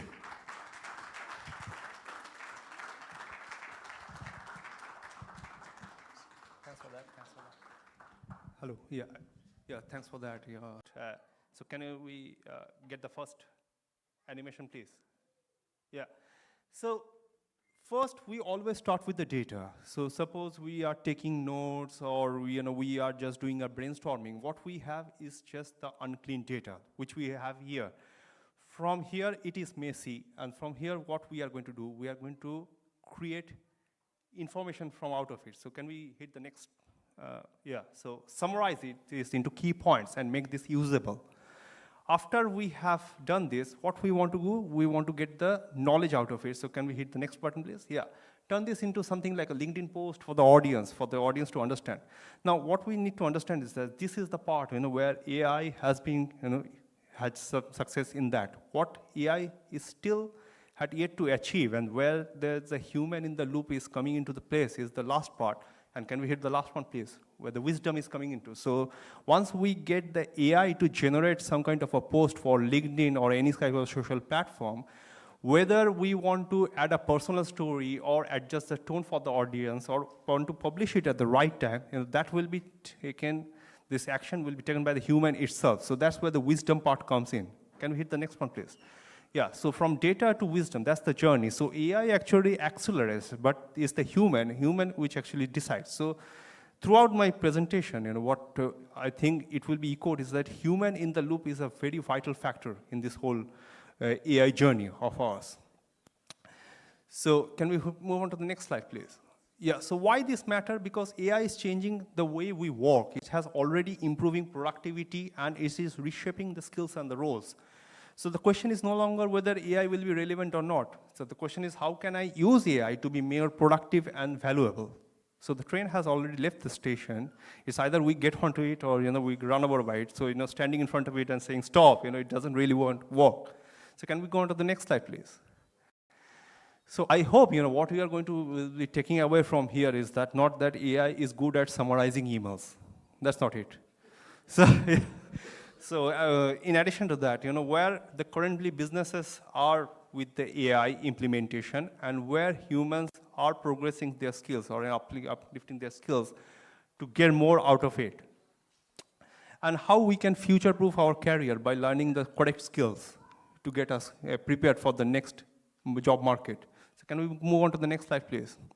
So previously, we were given much more importance on the handwriting things, how we are saying. Even when I took the interview, like when I was going to the class and took the interview, I was writing in hands. But now, over the time, what happened is that we moved on to digital communication. Now we don't really exchange notes written on hands. What we exchange notes either through emails or through WhatsApp, which are digitally written. Similarly, from memorizing, I still remember, when I was memorizing these huge periodic tables or the other elements, the Newton's laws and everything. From there, we have those information available, and now we just want to access those information. Those information are stored in some kind of database. Third is that from manual calculations, we have moved from to Excels and calculators. So previously, we used to do decimal places calculations and everything, which used to take a lot of time. But now we have the calculators, the Excels, which have been doing them. And one thing to note is that, when these technologies came in, it's not that, those jobs disappeared. It's just those jobs have evolved over time. Similarly, if we were, this is, I think, was a very useful skill, reading maps. Now we don't really need to read maps because we are using GPS in our cars and everything. So from doing the work, it has went to the working with smarter with the tools. It got smarter over time. So today it's not just enough to ask do the task. It's about using AI to do better, faster, and smarter. So can we move on to the next slide, please? So using AI with technical skills. So what I have, I have a couple of videos which will show you how I can use AI in real times, and that too within a 1 minute time frame or less than that. So we don't have to be an expert in that. We just need to know what right questions need to be asked to this AI, the LLM models, the large language model. In short, we sometimes call it the LLM model, to ask so that it gives us the correct answer. If we just provide it with, say, I want to compose an email draft, it will just output a draft, which won't be of much help to us because we have to customize it based on our need, that what we want. So for example, can we move on to the next slide? So here, what I have done in a minute's time, write a short email to my team about a project approach. This is just a goal. If I just submit it to Copilot, here I am using Copilot instead of ChatGPT. So within a short span of time, a project update email will flash in front of me, and this is all going to happen within a minute or so. So this is very generic mail. It's not much use to me. So what I want a much more specific email than this, a context. So the black part says the same for the new website redesign. So I want a mail and project update, which is a new website redesign. And that factor will be put in the LLM model, and the subject line has changed, the website redesign and the project update. So the mail became more customized than what it was previously. But still, I'm not happy with that because I want a more customized email further than that. So I'm going to provide it with an expectation. So I am also going to mention the first design draft and ask for a feedback. Once I put that into the same Copilot thing, so it's going to change the subject line to website redesign and first draft and feedback. So here we can see that, please share your thoughts and insert the deadline. And also the other elements have changed inside the body of the email. So now we are customizing it further and further down. So our prompts are becoming much more focused to what we really want. And the last one is make it more formal, appreciative, add light humor, and include a draft link, and end with a motivation. So now if I just paste this back into the Copilot, what it's going to do is that it's going to, again, update the mail that was previously generated by this Copilot thing. This is going to take some time because now it's going to think, but still it's happening within a minute's time because this whole video was taken, done within less than a minute's time. So now we can see that the website redesign and the first draft and the feedback, the whole mail, we have that generated by the LLM model, the Copilot in this case. So at the last, we have let's keep the momentum going on. This is actually where we are ending with a motivation. So within 4 prompts, we have started from a basic email, and then we went ahead, and now we have a much more customized email with places, insert the draft link and everything, and insert the deadline. We can just fill in those blanks and just get it back into the Copilot, and also we can get it back into the email as well if we are happy with that, and we can share it across with the teams. So can we move on to the next slide, please? So now I'm going to present to you 3 cases, how businesses are using it as a skill. The first will be the marketing thing. So before I going on to the next slide, let's assume this situation where there are organizations in the UK which actually sees what is happening with the social media. Suppose if one person is confused between a new iPhone and a Samsung phone, he or she might go onto the web to see some kind of review for that particular phone. The problem starts is that you want to, or the person who is buying wanting to buy the phone, they want to stick to the reviewer who will provide them with an unbiased opinion about that particular phone. So there is something called the Competition Markets Authority in the UK. What it does usually is that this type of complaints they received, and then they go through the transcript. So each of these videos will generate a transcript. And suppose at the end of the video, we have some kind of a product that the reviewer wants to sell, say a phone cover or a phone stand, something like that, with that particular iPhone or with that particular Samsung phone. That means, okay, he or she has to say something good about that phone and how that product is beneficial and will provide me with help in using that particular phone. It will increase the usability of that particular phone. So how AI, can we go to the next slide, is that, so this was previously done manually. Can we go on to the next slide? Yeah, so we used to find this type of words, ad, sponsored by, all these elements in that transcript, manually using codings. Now AI helps that, automate that, and just group post into endorsement and regular content. That will help to keep the market fair, and so that people will understand that which review to believe on to get that particular product. So how it has impacted? It has improved by improved compliance, lower cost, and better brand trust. So actually, hours of work, which was previously done using codings and manual, going through the applications, is done seconds with AI. Now the second example is, can we go on to the next slide?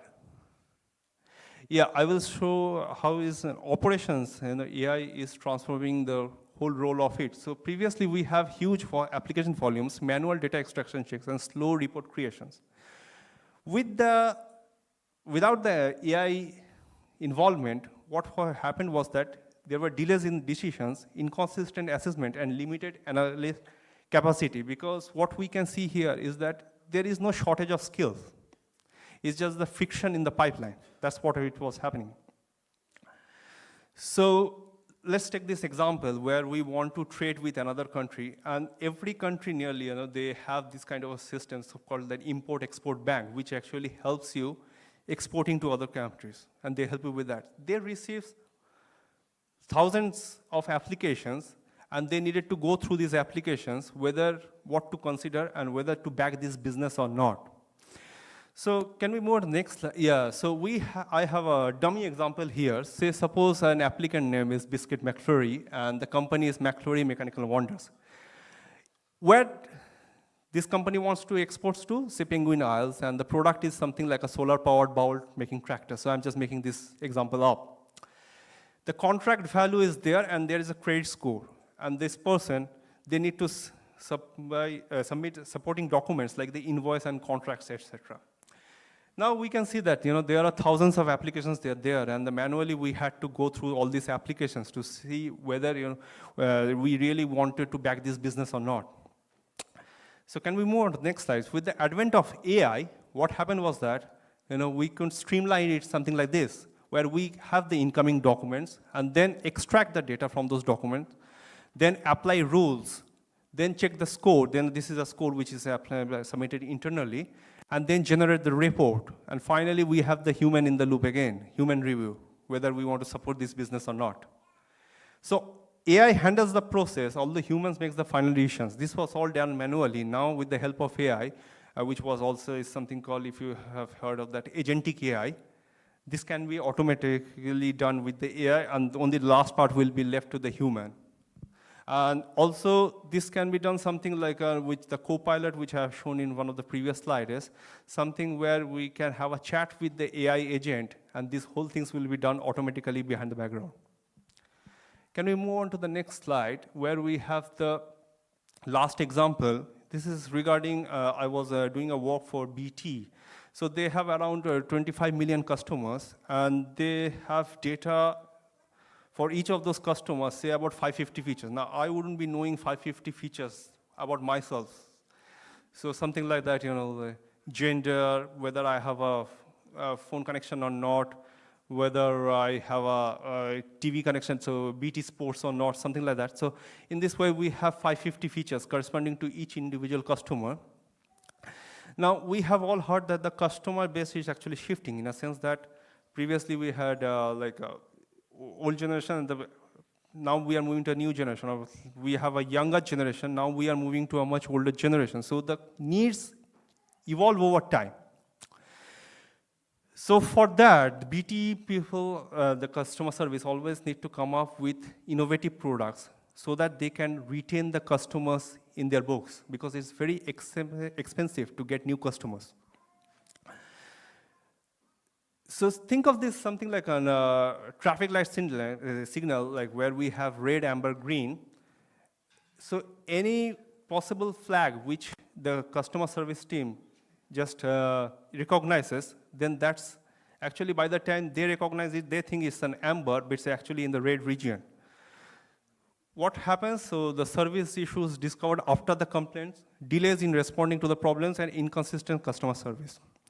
So if we move on to the next slide, so what AI does is that AI is now continuously monitors the drift in the whole data set, how the data is drifting. So we are not entering the red region. As long as the data is drifted, the AI system would flag that to us, and we can take necessary actions to retain the customers in the database. So the result is actually faster issue detection, fewer customer complaints, and more consistent service delivery. So AI actually shifts the customer service from reactive, previously it was a reactive, to much more a proactive approach. Now, if we move on to the next slide, please. Yeah. Now, how would I use AI before lunch? So if someone says that these are heavy examples, but for the many of us here, we might not have been using AI that thoroughly unless we are associated with some of those companies, or we have been doing this type of work.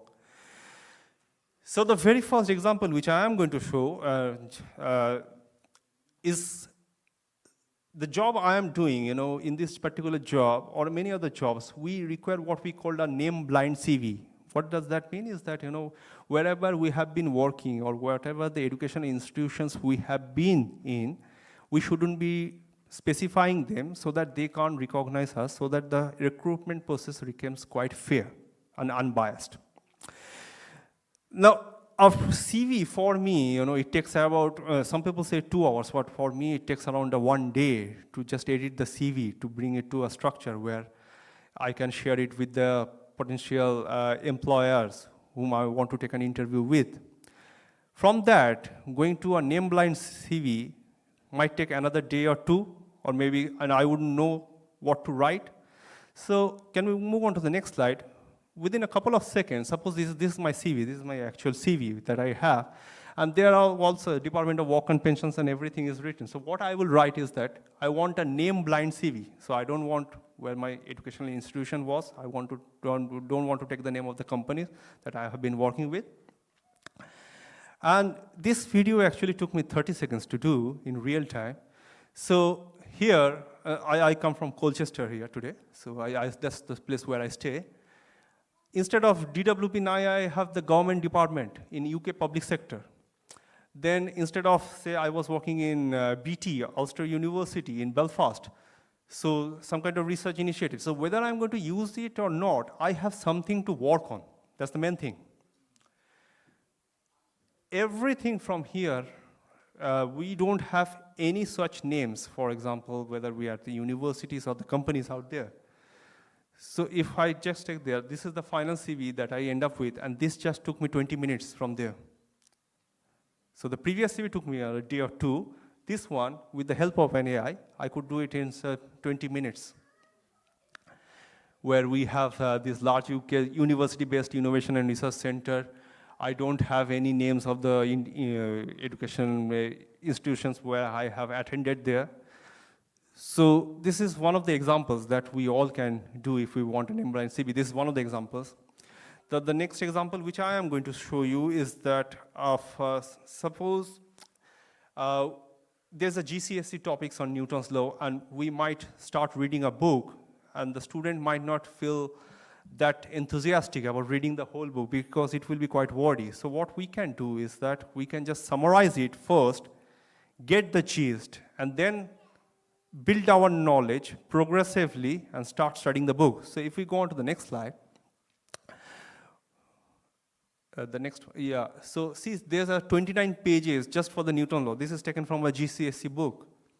So this is quite wordy, what I can see, and students nowadays, because of the social media and everything, what I'm just doing is that I can upload images and files as well, and just summarize the whole topic to help me get started in 100 words before reading all those words out there in that particular chapter.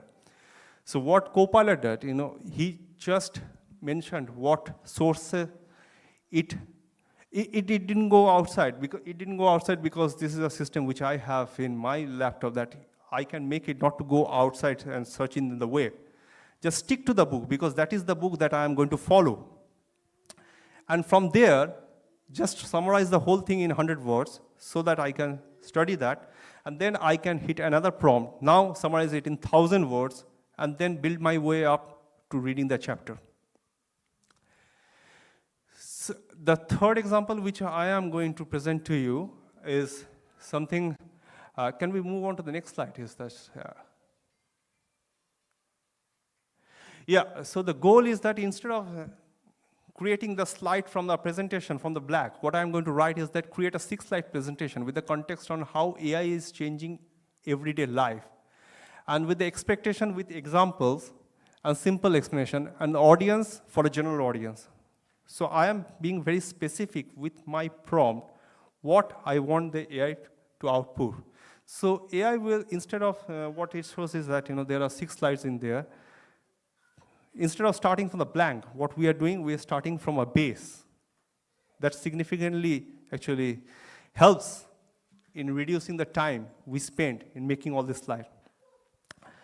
So these are the 3 easy things that we can definitely get started on, or a next possible extension of this. So moving on to the next slide. So how AI improves everyday productivity. So from pages, we have turned key ideas in seconds. Faster thinking and better ideas, and make data accessible to everyone.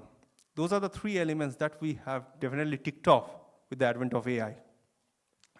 So AI just doesn't save time, it changes how we work. Because now we have access to that technology. That's why that our working process has evolved. Now moving on to the next slide. Yeah, so AI tools, some of them, which we can start using today is that I have used Microsoft Copilot, ChatGPT. I think many of us have been using that. There's Claude, if research and insights, we have Perplexity, and designs and visual, we have Canva AI. So I wouldn't be, starting all of them, working in all of them together. So I will just take one of them and get used to that, and then walk my way through, because all of them nearly, the first three, the ChatGPT, Cloud, and Microsoft Copilot, they all perform similarly. What I wouldn't do is that I wouldn't upload any sensitive document to this chat channel. Because what happens is that the AI is going to start learning from those documents, and those information which I want to keep private, that might be available to the public outside as well. We might be hearing news that this company, this bank, so such and such, the employees from there, they have started uploading their documents on ChatGPT, and customer information got public. So then we might come into problem. In my case, the thing was that it was a paid version, so it was safe. But if we are using a free version, then I wouldn't recommend doing that. Definitely, we shouldn't be doing that. Now, moving on to the next slide. So the reality currently of the workplace is that AI is not a trend, it's already here, actually. So businesses expect efficiency and speed, and the best employees use the best tools. AI is becoming a part of every role. What happens if we don't want to adapt? Then we just fall behind. We are slower and miss opportunities, and we rely on outdated models. So no employer will say that do the work, but don't use AIs. That I can tell you. They will definitely say that, because that what makes you produce more and produce more efficiently without running into problems. So these are the things that are the reality of the current workplace. And if we move on to the next slide. Yeah. So how it benefits you in the modern workplace? So learn on demand. So previously it's something like a Netflix, where we can play the film on our wish. So something, I can just go on to Copilot or ChatGPT and just ask that instantly. It is not tired. Act like a personal tutor. So we don't have to wait, say, on a Friday night, on a Thursday night, go on to the tutor and ask for help. So we can ask it immediately. Improve our work. It works like an editor, where it can do the grammatical checks, the writing structure, bring in clarity, increase accessibility. So knowledge previously was quite expensive to get, and now it makes knowledge available to everyone, and get support instantly that we saw, and practice and improve. So AI makes more advanced capabilities accessible to everyone. Now moving on to the next slide.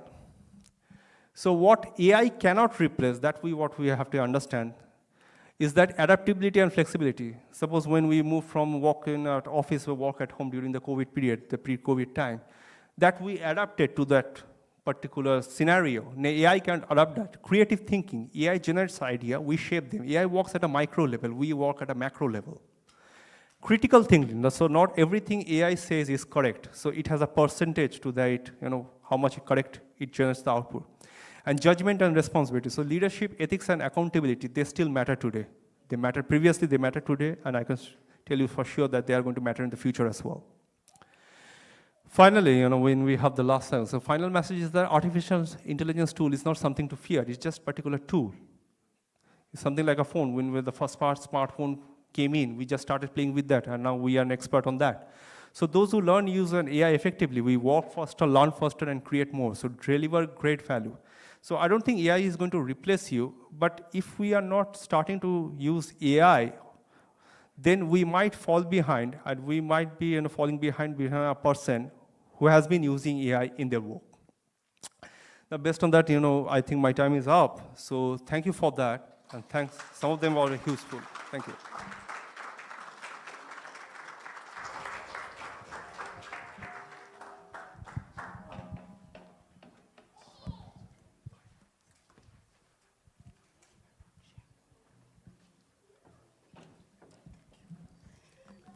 Thank you very much.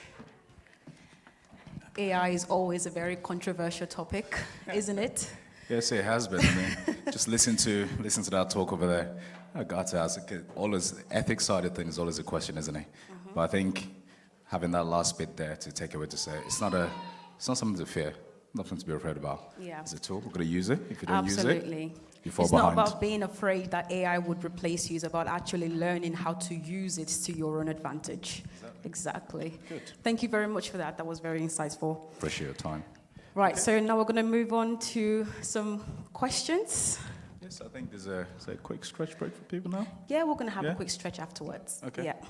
Go ahead. You want to start off? Okay, yeah, of course. So I'm just going to ask just a little bit of an icebreaker question. From what we've learned so far today, if I was to give you, hypothetically speaking, £1 million today, with everything that we've learned so far, what would you do with it? I'm going to take like 2 or 3 people because we don't have much time. We've got about 5 minutes for this part. So she doesn't really have $1 million to give. I'm just going to state that. Obviously, I don't have £1 million to give. But if if you were to get £1 million today from me, what would you do with it? Anyone? Shout I'll answers. take someone from this side. I think I see the man in green over there. I know we're not shy, but we're very engaging earlier today. Okay. Okay, do you want to start us off? So no one wants £1 million. I want to say something, sorry. Yes. Definitely. I think the first thing that's going to come to my mind is investment. Definitely. Absolutely. Investment. I know we talk a lot about investment these days. There are a lot of investment out there. I think that would be the very first thing that's going to come to my mind. So yeah, before every other thing comes out. Any specific investment in mind? I know we talk about the, what's this one now? The ISA thingy. I think that's what's in vogue right now. So everyone is doing that. So I think it will be the first thing that I'm going to like put more funding to actually. Yeah. Okay. Thank you. Good. Thank you. Good. Yeah, We'll take one more. Investment. That's the first one. Yeah, investment. Anyone else? Got one over there Got on the one more left. over there. Coming to you.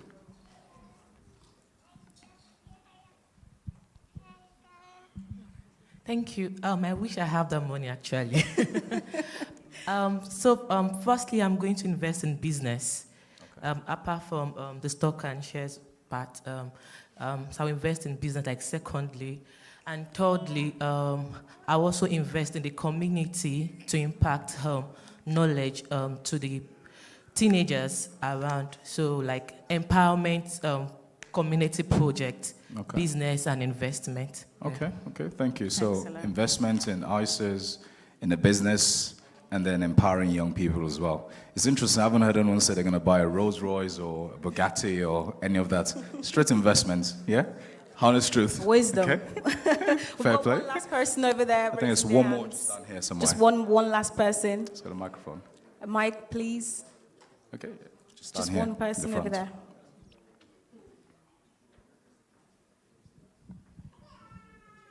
It's all about making smart choices. I'm sure you know like my answer. Okay. All right. So if you give him £1 million, the first thing I'll do is invest in education. Okay. Because I don't know how to spend £1 million. Okay. And I don't know how to retain £1 million. Okay. So the first thing I'll do is invest in education. First, get an accountant. Okay. Get somebody to give me financial education. And help them strategize means where the best way. What exactly, how can I retain this money? They will know far better than me, than AI will give me. You understand? What strategies I can use to make sure that that money stays to a certain degree and all multiplies. Then obviously, with education, I've got passions, I want to help people, I want to do leadership, I want to create businesses. All those things come after. After you got someone Because to sort that for you. You go crazy. The fact that I can wake up tomorrow and say, I have £1 million, I'm not working anymore. Discipline is out of the way. Fair play. Fair play. Immediately. And then that's when people, in fact, most people will buy a Bugatti. I expected that as an answer. Yeah, so for me, I said that's the first thing I'll do. And then, of course, then we can then strategize, then do a business later, all those things coming. But the first thing first is put myself under, educate and yourself. learn. I like the honesty. Fair That play. was, Thank that you. was a See, very honest we listen, we response. don't judge, all right? We don't judge. So good stuff. So in the interest of our time, I think we'll just ask this shout-out questions again, based on what we've all sort of heard and listened to so far. You get to agree whether it's a myth or if it's a truth. Do you want to start us off? Yeah, go ahead. So, fact or myth? You need a high salary to build wealth. What do you think? Good answer. Oh, who said facts? We had a fact. You don't need a high salary to build wealth. I think that's the majority of what we've discussed today. Exactly. So if you're trying to say amass and get more money, more cash, it's actually what you do with that cash and matters, I think. So we've come to realize that today. So thank you for the speakers who shared that with us today. Okay, so the second one I've got here, it says, most millionaires have multiple income streams. Is that fact or myth? That's why they're millionaires. Okay, so essentially, as much as you can, multiply the revenue streams that you have come into your household in terms of income. One income isn't essentially how to make wealth anymore now. I think Elon Musk is a very good example. Becoming the first trillionaire in the world. So I think you were surprised to find that we all aspire to be like him. You were surprised he owns SpaceX the other day, weren't you? Yeah, I was surprised. Yeah, he's got a lot of assets. It's crazy. Right, okay, next one. Last one, actually. Investing is only for rich people. Fact or myth? You can literally start with as little as £1 to invest, so you have no excuse. So growing up, I would have said to you, the poor man's first sort of primary responsibility is I need to eat first. So if I don't have money, what am I investing? I would have said that. I need to be comfortable first, have excess, then I'm going to invest the excess. But I think obviously growing up and pertaining to what everyone has said today as well, definitely it doesn't matter how much, just start little and grow that as well. So thank you for the responses. That has been, very good. Engaging. I think the next thing now is to give them some sort of stretch break. Yeah. We're So you've conscious got it's been a about while. 5 minutes to do a little bit of a stretch. I believe there are some mocktails outside. Yes, so if you make your way back towards the entrance where you came from and just bear a sharp left, there are some refreshments and entertaining sort of just a snacks quick one and and stuff over then, there. yes, So about absolutely. 5 minutes. Stretch your legs. We're conscious it's been about 2 hours. And then we'll meet back in about 5 minutes, okay? Thank you very much. Thank you, guys.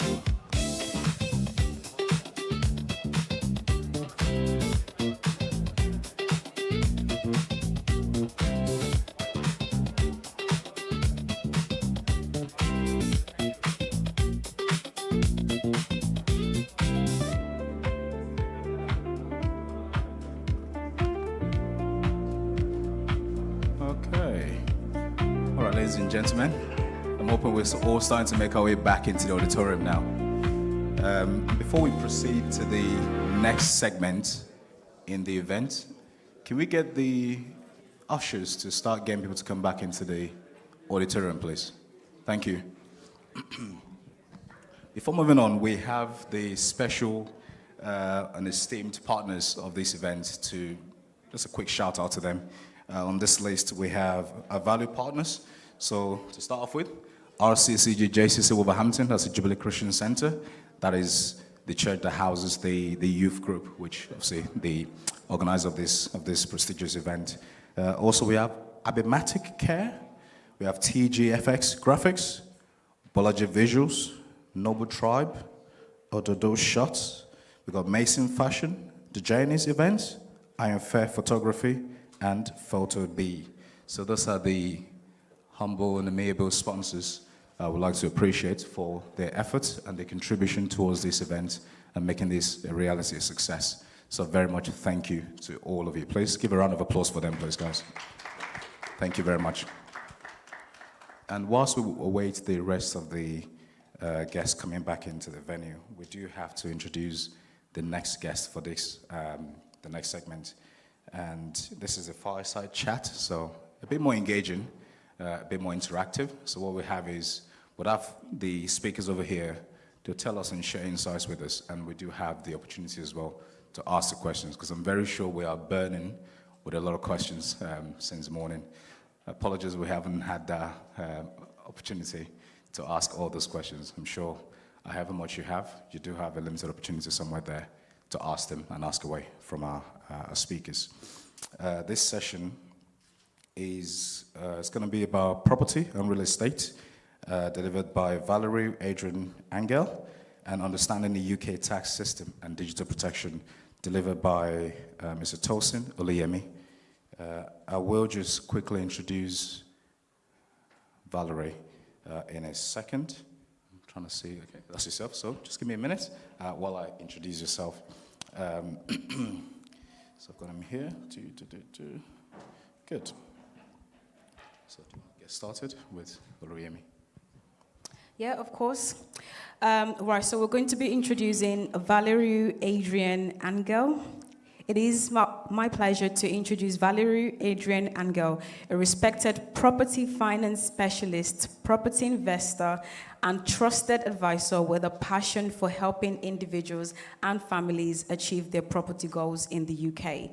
With many years of experience in property and mortgage sector, Adrian has built a reputation for providing practical guidance, market insights, and tailored financing solutions that help clients make informed property decisions. His expertise spans solutions that help clients make informed property decisions, residential properties, investment strategies, mortgage lending, and navigating the ever-changing UK property market. Alongside supporting hundreds of clients on their property journeys, Adrian is committed to educating and empowering aspiring homeowners and investors through knowledge sharing and community engagement. He is the founder of a growing property-focused community where members gain valuable insights into market trends, financing options, and opportunities within the UK property sectors. Known for his approachable style, industry expertise, and genuine desire to helping others succeed, Adrian continues to make a significant impact in the property space, helping people turn their property ambitions into reality. Please join me in giving a warm welcome to Valerie Adrian Angel, who's going to be one of our speakers for the fireside chat. Thank you very much. Thank you. Thank you for the kind introduction. Thank you, Valerie. If you don't mind taking a seat, that'd be great. Thank you. So we've got one more person as well that we will be introducing, and I'll let you take over. Our second speaker is Tosin Oluyemi. So again, it's with great pleasure I'll introduce you our next speaker of the day. So Mr. Tosin Oluyemi is a highly accomplished chartered accountant and business leader with over 16 years of professional experience across financial reporting, external audit, internal audit, regulatory compliance, risk management, and ESG advisory. Tosin is a fellow of the Institute of Chartered Accountants of Nigeria, the FCA. a chartered global management accountant, and a member in practice of the Chartered Institute of Management Accountants, the CIMA UK. Throughout his distinguished career, he's worked with some of the world's leading organizations, including NatWest Group, a few of us know about NatWest, PwC, Deloitte, and KPMG, delivering high value through audit leadership, financial controls assurance, regulatory compliance, and strategic advisory services.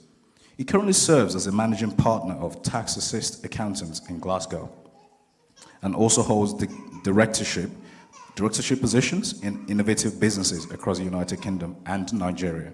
His expertise spans banking, asset management, private equity, government institutions, data analytics, risk management, and sustainable finance.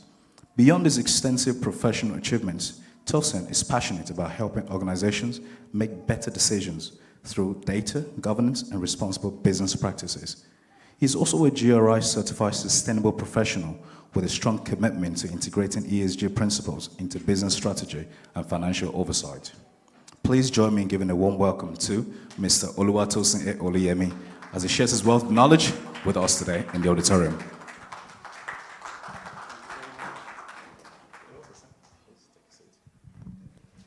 We'll let you guys have the stage. Thank you. So I understand how this works is you both have 15 minutes each. Sorry, 2 seconds. I'll check that out. Thank you. Thank you for the introduction.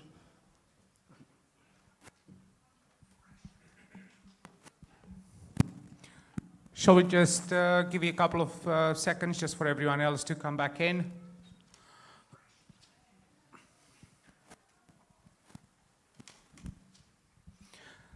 I think the best way to run this session, and if you agree with this, my idea was for us to have around 10-15 minutes quick introduction about what we do, the topics that we're going to talk about, and then give you guys the floor to ask questions to keep it as engaging as we can. If you're okay with that. Yeah, that's fine. Thank you. So again, my name is Adrian. I'm an FCA regulated mortgage advisor. My job is to help professionals, aspiring homeowners, and people who want to invest in properties find them the most suitable options for them. And the thing that I wanted to talk with, that I wanted to start with, is how exactly what a mortgage is and how does a mortgage tie into the whole conversation about building wealth today. A mortgage is a secured loans against a property. It allows you to control a property, which is an asset, an income-producing asset, for a fraction of its value. So exactly immediately, it's a key that could enable you to sort of build wealth. And there's different ways where you can invest in properties and different strategies. Even your residential property could help you generate wealth in the future. Your property will grow in value over time. And there's this concept in financial industry called equity. What equity is, it's your share of the property. So think about, I'll just give you a simple example. Let's say you were to own a property, you purchase a property for £100,000, you use a £10,000 deposit, and you take a loan of £90,000. You live in that property for about 5 or 6 years as you normally live in your normal rental property, but during those 5 or 6 years, your property will grow up in value, will appreciate in value. And then let's say after 5 years, your now property is worth about 150,000. You paid some of that mortgage down, you owe about 70, 80, and all of a sudden that difference between 150,000, the value of the property, minus what you owe to the bank, it's your equity. So just by seeking your property, you could grow wealth and acquire wealth over time rather than you just sitting in rent. And then that's just the tip of the iceberg, because the more you go, there's more different ways where you can invest in properties. You can start buying properties to rent them. That's just sort of the most standard strategy. You can look at service accommodations. This is something that we talked about, where you buy properties and instead of renting them on a normal contract, a tenancy agreement, where you get a monthly rent, you rent them by night in an Airbnb system. And that potentially could bring you more income. And then you can develop more for that. You can look at HMOs, what we call in the industry houses in multiple occupations, where you take one property and instead of renting it to one family, you convert it and then you rent each individual room. And then you can go from there onwards.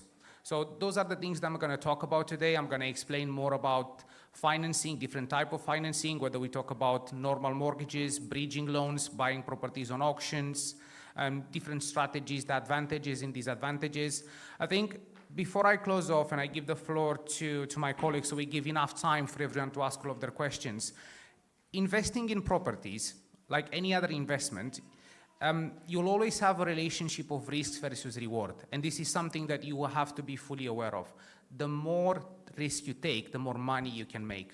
And this spans across any type of investment you will ever try in your life. So if you want to dive into a quick introduction, then we'll take questions. Thank you, Adrian. My name is Tosin, and I am happy that we are talking about property and tax. So when you see tax as being linked to property, is because property is an asset, and there is a government that needs the tax on the income that you make on your property. So you mentioned that you can generate income and build wealth in property. Government is also interested in the tax that you are able to give to the government from your investment. So just a little bit of background about me. I don't know if the slide, I created an image using ChatGPT just to help you to understand why tax is so important across the spheres of your everyday life.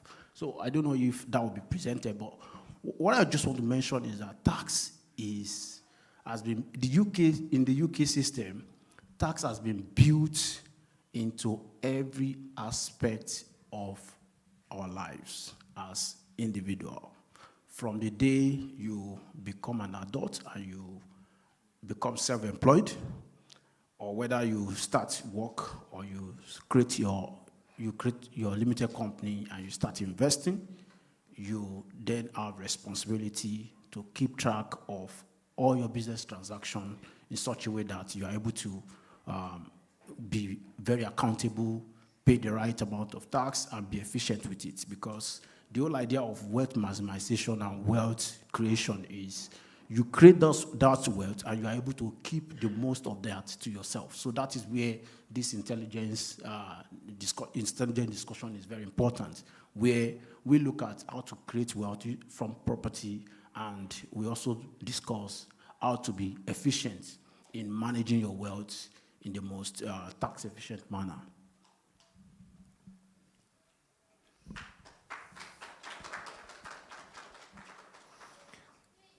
Are we guys okay to start taking some questions? And I actually want to ask a question for the whole audience, because I think this will be a great way to start off the conversation. And then you can ask individual questions. Okay, and you can just answer by raising your hand. How many of you in here actually own their own property? If you can raise your hand. How many are renting? And I guess I have a follow-up questions for the ones that are renting. And if anyone wants to answer, why is it that you haven't been able to own a property yet? What do you think are the blockers? What's stopping you? What do you think makes it hardest or for you to buy a property? If anyone doesn't mind answering. When you say you cannot afford it, what's the main reason? You cannot afford the deposit, you cannot afford, your affordability doesn't work. What do you think? 10% of the mortgage? Most of the banks nowadays, if you want to buy your properties, I mean, all of the banks, they'll start offering mortgages with a minimum of 5% deposit. There are certain lenders nowadays, and quite a few of them, that will even offer mortgage with 100% mortgage, no deposit required. There are certain lenders that will allow you to buy a property and you'll allow you to use a loan as a deposit. There are certain government schemes or schemes that are meant or created to help first-time buyers that they cannot afford to raise a deposit to get on the property ladder. So the thing that I'm trying to emphasize by that is that a lot of times the blockers that we put in front of us are mainly just a lack of information, and then when you dive into it, there's actually a lot of solutions and ways where you can achieve what you want to do. Okay, Adrian, just to buttress a question, for many people who are not UK citizens, a lot of those doors are shut. questionable. So I happen to be specialized in visa applicants. Over the last 2 years or so, I think I've helped over 150 people, maybe 200 people that are on visas, get on the property ladder. That's how I actually came across to speak today. I was actually recommended by someone that was part of one of my seminars. And by the way, just to mention again, I'm really excited and honored to be in here. I was actually meant to be on holiday today, but I canceled it just to be here today. So thank you again for the invitation. One thing to understand about financing and lending is that not all lenders are looking for the same type of clients. In the United Kingdom, there's currently close to 100 banks, building societies, mortgage providers, and they're now all fighting for the same type of client. Each bank has usually over 100 individual criteria that they'll lend based on. And to cut a long story short, mainstream lenders, and when I say mainstream lenders, I'm not going to give a name, but you guys know who you are, the ones that we are banking with, the one that everyone knows. Generally, yes, they will have tighter criteria for people that do not have indefinite leave to remain, or they're not British citizens. Sorry for that. However, there are loads of specialist lenders that will lend to people who do not have indefinite leave to remain, even with deposits as small as 5% deposit. They will even lend for shared ownership properties. And then, do you guys know how shared ownership works, for example? So what shared ownership is, it's a structure where, let's say someone struggles to save for a deposit on the property. And let's say the property in here, it's probably, let's say, £200,000 on average. And even 5% of that is £10,000, so it's a significant amount of money. For foreign nationals, they also have other expenses with visa, so there's a lot of money they have to take into account. Instead of you saving for that 5% of the whole 200,000, you find a property that you can buy it in a shared ownership structure, where you buy only a percentage of the property. That could be 25% or 50%. And then you pay a small rent below the market average for that property. You get to live in the whole property, you own a big section of it, and in the future, you have the opportunity to buy more. The reason or the way that ties into your deposit, we look at the same situation where you have a property that's worth 200,000, with a 5% deposit, that's £10,000. But if you buy it in shared ownership, and if you only buy 25% of that, 25% of 200,000, it's 50,000. You can do the same thing with a 5% deposit, and all of a sudden, you get to live in that property, potentially buy more shares and own it outright, but you only need £2,500 to start with as a deposit. So there's loads of ways that you can get around that. And yes, you are right. A lot of lenders will have stricter criteria around people who do not have indefinite leave to remain or they're on visas, but there's loads of other lenders as well who don't. You just need to have the right guidance and the right information. Do we have any question related to the tax system? This one over there, okay?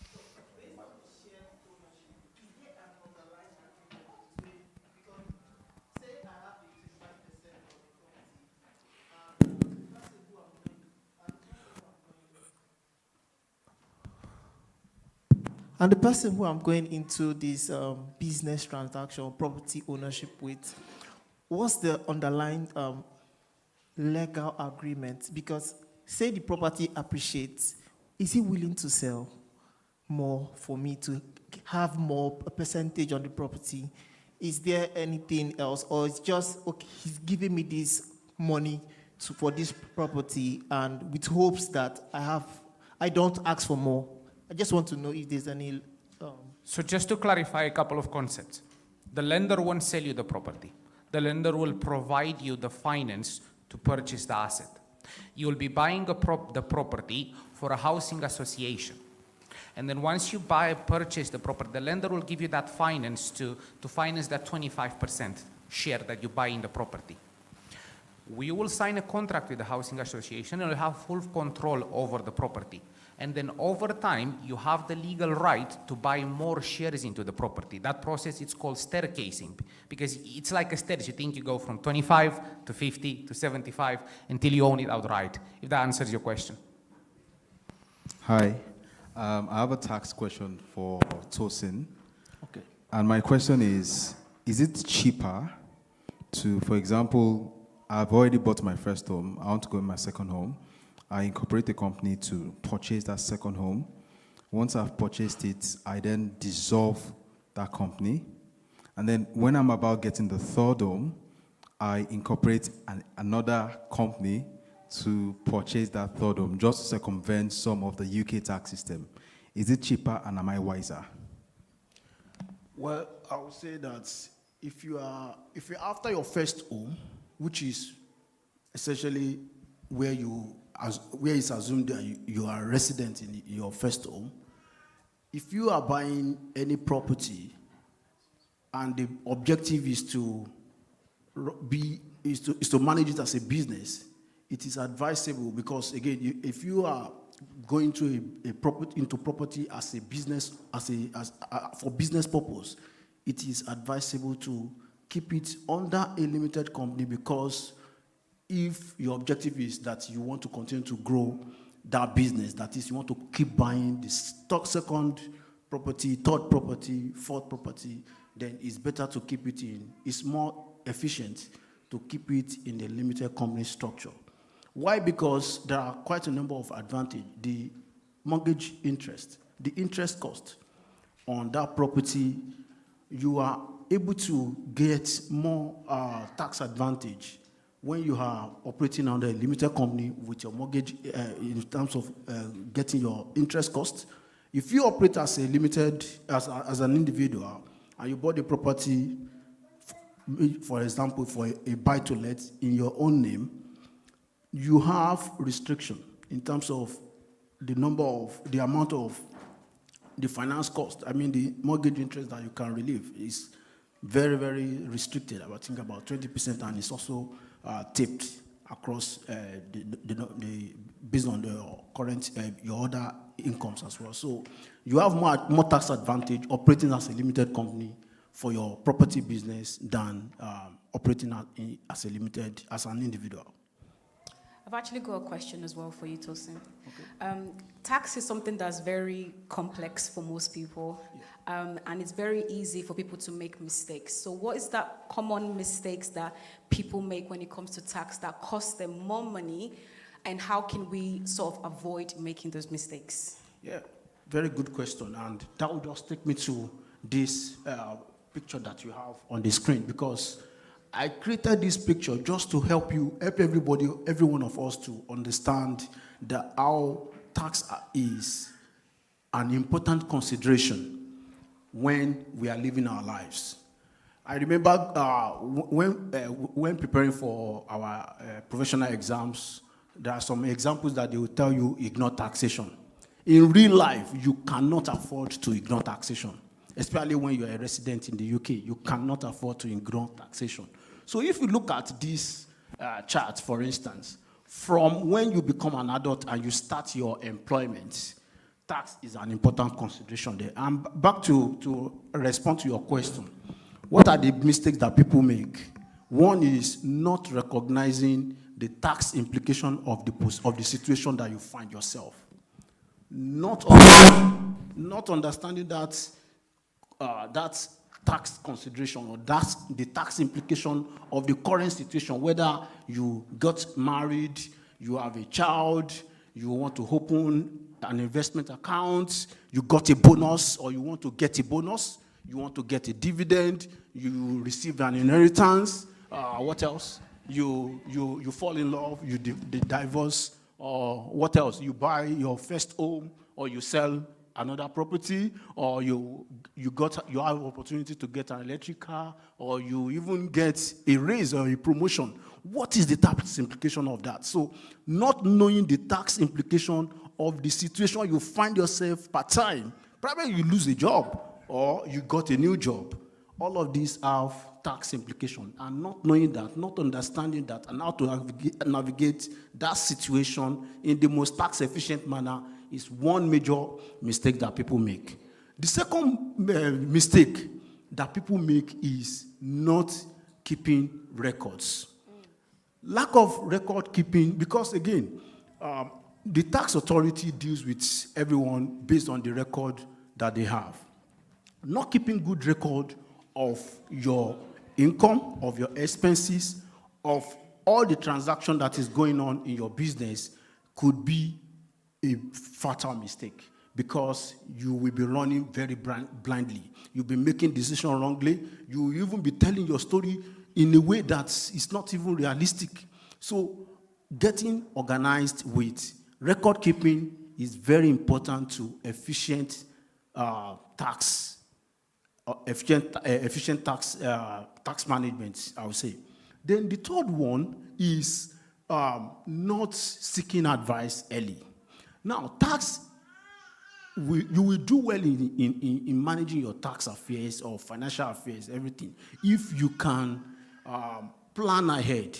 If you don't wait till the end or till deadline has passed or is about to pass.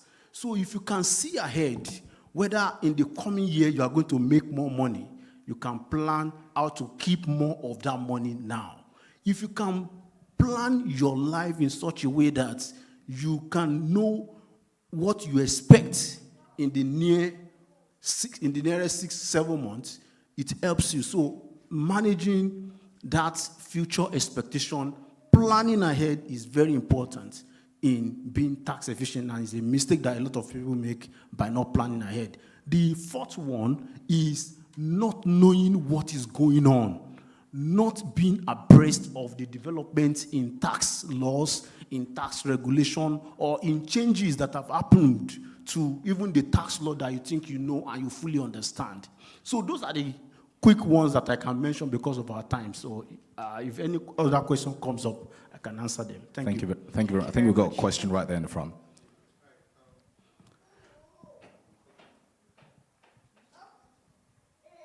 Okay, I'll just speak loud. Two questions. So the first question is for you, and basically asking most times what you find out in mortgage is that a lot of people, they hustle to get the deposits, and then problem is, okay, how do you now sell the property? Can you move on? In terms of being able to manage the property, ownership of the property. So the question I want to ask is that when someone is trying to get a mortgage, like what's the best approach in terms of affordability? So that because people in what Stacey is talking about in terms of planning ahead, right? What are the considerations? So that's the first question. Now the second question is in terms of, I think it's for both of you basically, but I'm just looking at what are the most efficient structures where, in case you want to invest in real estate for income generation or whatever, or maybe you want to go in groups, so maybe a couple of friends want to come together and maybe bringing money together and then invest into maybe a buy to let or whatever. What are the best structures in terms of corporate structures or company structure, business structures, and also in terms of approaching it from a financing option? And sorry, one more question again. You mentioned about shared ownership and stuff like that. Will that also be available to people who want to basically invest in properties for in a collective investment scheme or something like that? Okay, so is my microphone still working? Looks like it's turned on. Can everyone still hear me? Gosh, I'm not used to speak on a microphone, so I'm sorry if I just keep on moving up close. So just to answer your question, I'm going to start with the third one because that's the easiest one to answer to. No, shared ownership, it's not available for you to invest, for you to sort of make money. Shared ownership, amongst other schemes, there are schemes that are designed for people who cannot get on the property ladders, for first-time buyers struggling with deposit, like you mentioned. So it's not an investment scheme. Now going back on your initial question, and then we'll touch up on the second one, on affordability and things to prepare when getting a mortgage. Now, one thing to bear in mind, affordability for residential properties, it's very different than affordability for investment properties. Where with residential properties, the affordability is done on you as a potential buyer.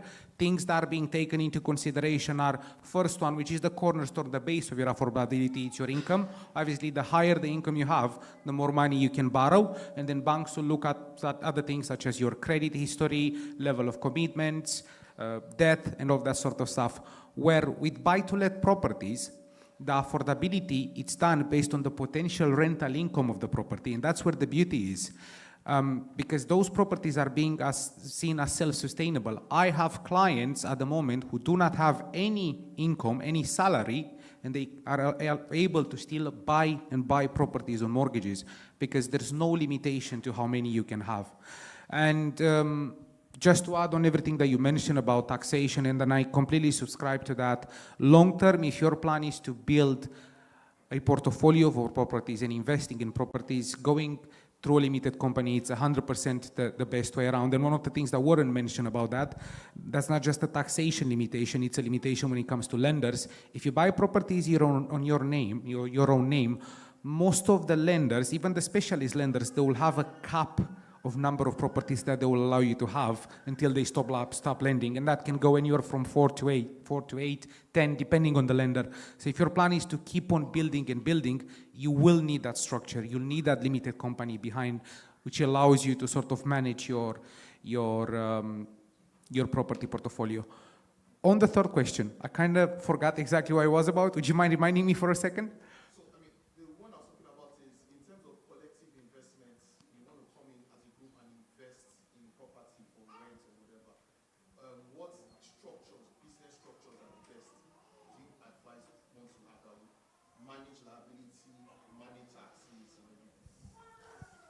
I can take that. So the best structure, there are different structures, and it depends on the number of people involved, the amount of capital that you require, that you want to put together. So there are different structures. But I think for this audience, I would say a limited company structure helps you to keep everything organized in a very simple SPV, more SPV-like. So see it as an SPV that is holding an asset, and that SPV has owners who are the shareholders.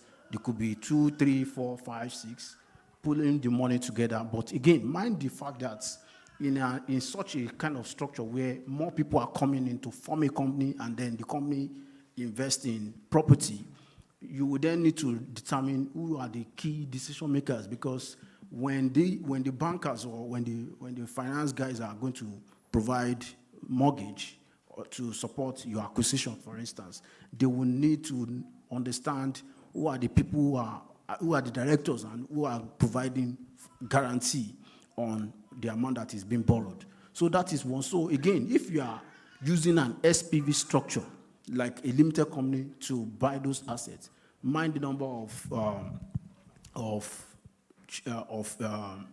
investors that will be coming into the limited company structure.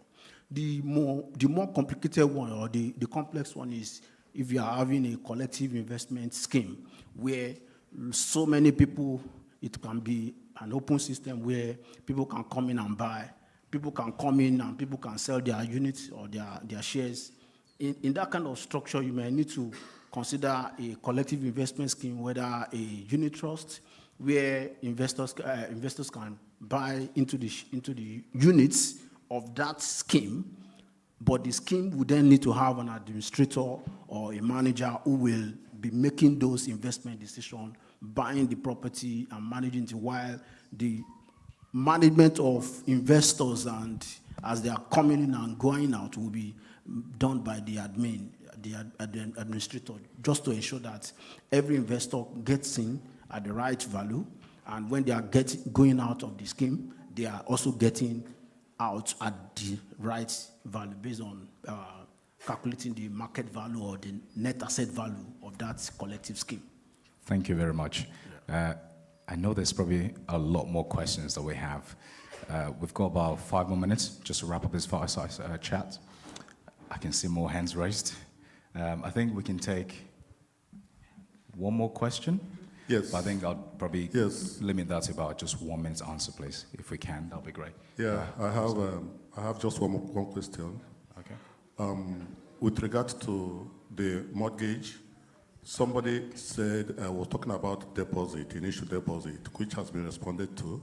So following on that, I would like to know if, apart from cash deposit, would there be any other form of deposit, like life policies, critical illness, that would be acceptable? Thank you. So just to answer to that, when you buy a property and then you have to put down a deposit, there is a certain stage within the process of purchasing a property where your solicitor will do a process called anti-money laundering. And then through that anti-money laundering, your solicitor's job is to establish what the source of your deposit was. So now that your money are there, where they originated from. And then a couple of deposits that are being accepted, or type of deposits that are being accepted. Obviously, you mentioned about cash deposit, your savings, but you could have the sale of an asset as long as you provided evidence of owning that asset. And this, the sale of an asset, whether it's another property abroad, it can even be a car in here that you sold and used the money from the deposit. An insurance, 100%, whether it's your own insurance, let's say you had a critical illness cover, unfortunately, life did what it did, and then you were diagnosed, you receive a payout, you can 100% use that money. Even if it was an inheritance, let's say you had a member of the family who had a life insurance and you were one of the trustees and they received that money, you can 100% use those. I think to keep in mind one very important concept about your deposit, there's a lot of things that are acceptable.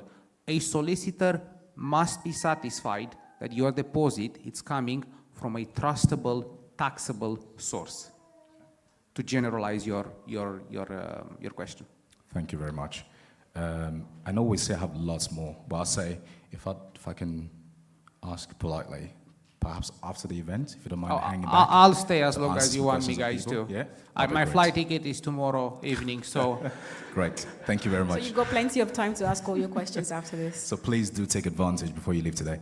Just before I let you go, just 30 seconds from each of you. I'd say, if there's one practical thing you want us to take away from this summit today, one thing that you would advise everyone to take one practical step, what do you think that would be? I'll go to you first, Tosin, and then I'll come back to you afterwards. Just in 30 seconds. Okay, thank you very much for that question. I would say that one thing I would need everyone to know is that, there is tax implication for every stage that you are at. And what that then means is that you need to be clear on what that implies. If you are getting a raise, getting promotion, starting a business, or building a business, you need that clarity. And that is really what I want to take out of this, is to say that you can reach out to an accountant, and I am available.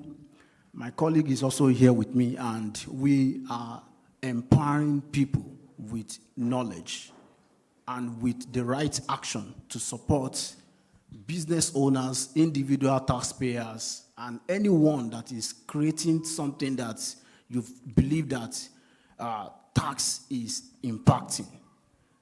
Book that consultation, ask that question, get clarity first on what the implication of that decision is going to be before you dabble into it. And that is what I'll be closing this meeting with. Thank you very much. Round of applause, guys. Thank you. I'll take a bit more of a spiritual approach. We talked about the practicalities, and my closeout statement is not going to have to do anything with mortgages.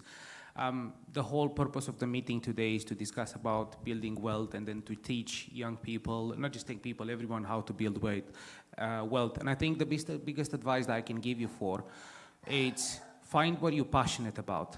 At the base of everything great that was ever built, there's a lot of sweat, there's a lot of failure, there's a lot of hard work and discipline. And all of those things are just a bit sweeter when you do something that you love. I've never planned to become a mortgage advisor. I have done my bachelor's in business management. The reason I got into this industry is because back in my country, my dad used to do construction. And I always loved doing construction when I was young. I was doing it with him. When I came in here, I happened to purchase my first house, and I started renovating things, and I was just looking around about what things that you can do with the property. And I started asking my mortgage advisor at the time, how about, what do you do these things? How do you do them? Can you teach me? Can I learn it? What license do I need to get? And that's how I got in the industry, because I had a passion about property. Now we can talk about myself, my colleagues. There's loads of things that you can invest in, and there's nothing it's good or bad. The amount of time that you put in it's the one that's going to give you a result. But it's so much easier to put a lot of time into something when it's something that you enjoy. So that's the takeaway that I want you guys to take from today. Let's just give a round of applause for the both of them. Thank you very much, Adrian. Thank you very much, Tosi. Thank you very much, Valerie. Thank you. Thank you, everyone. I'm pretty sure that we've all learned a lot during this session about property management, property and tax as well. So we're going to throw back now to everyone. I'm not sure if anyone has key takeaways or any aha moment that they had during that session. So just because of our time, we've got about 5 minutes. We're going to take maybe 3 people max to share key takeaways that they've learned from the session. Essentially, anything that stands out to you, from the discussions we've just had, from our guests. Anyone want to share any key takeaways? Anything that stood out to them at any point, whether it was the property side or the tax? We've got a hand over there. I think, yeah. I think Tosin said that there is a tax implication for every situation you're in. Mm-hmm. And it's very key for planning and, keeping money, because it's not enough to make money and then lose everything to the government because you're paying 40%, 60% tax. So planning and working around that is key. Thank you. Excellent. Thank you very much. Thank you very much. Have we got anyone else? Anyone else? I think also just to put it out there as we just make it a bit wider, so a holistic approach. So think of where we started off this morning, all the guest speakers we've had, all the conversations that's been had. Just think, anything that stands out to you, any sort of key moments, any light bulb moments, please go for it. Sir, up to you. Thank you so much. My takeaways here, fine, starting from the AI, that most of the things we do today requires smartness. And the AI stands out as a tool to enable us to do that. While he was talking about the advantages of AI, he was comparing the manual approach, the introduction of AI, and the output. But then one key word there is that at the end of it all, decision lies with the human. That's a very major takeaway. Then another thing with regard to taxation is that UK is a very sensitive environment, that tax avoidance, tax evasion is something that one will not put under the carpet. And the facilitator made mention of that because we don't seek knowledge at any point in time, everything we do in UK requires one element of tax advice or not. So it's important to start from the one to discuss about tax with the professionals. So that is another takeaway. Then the last one is about the issue of mortgage, because a lot of people are interested in mortgage today in UK, but when you consider the initial deposit, the cash deposit, all along, people have been thinking that, it must be cash. A mortgage that is has a value of 200,000 and is expected to pay cash of 15 to 20 or 25% cash down, that cash down becomes difficult.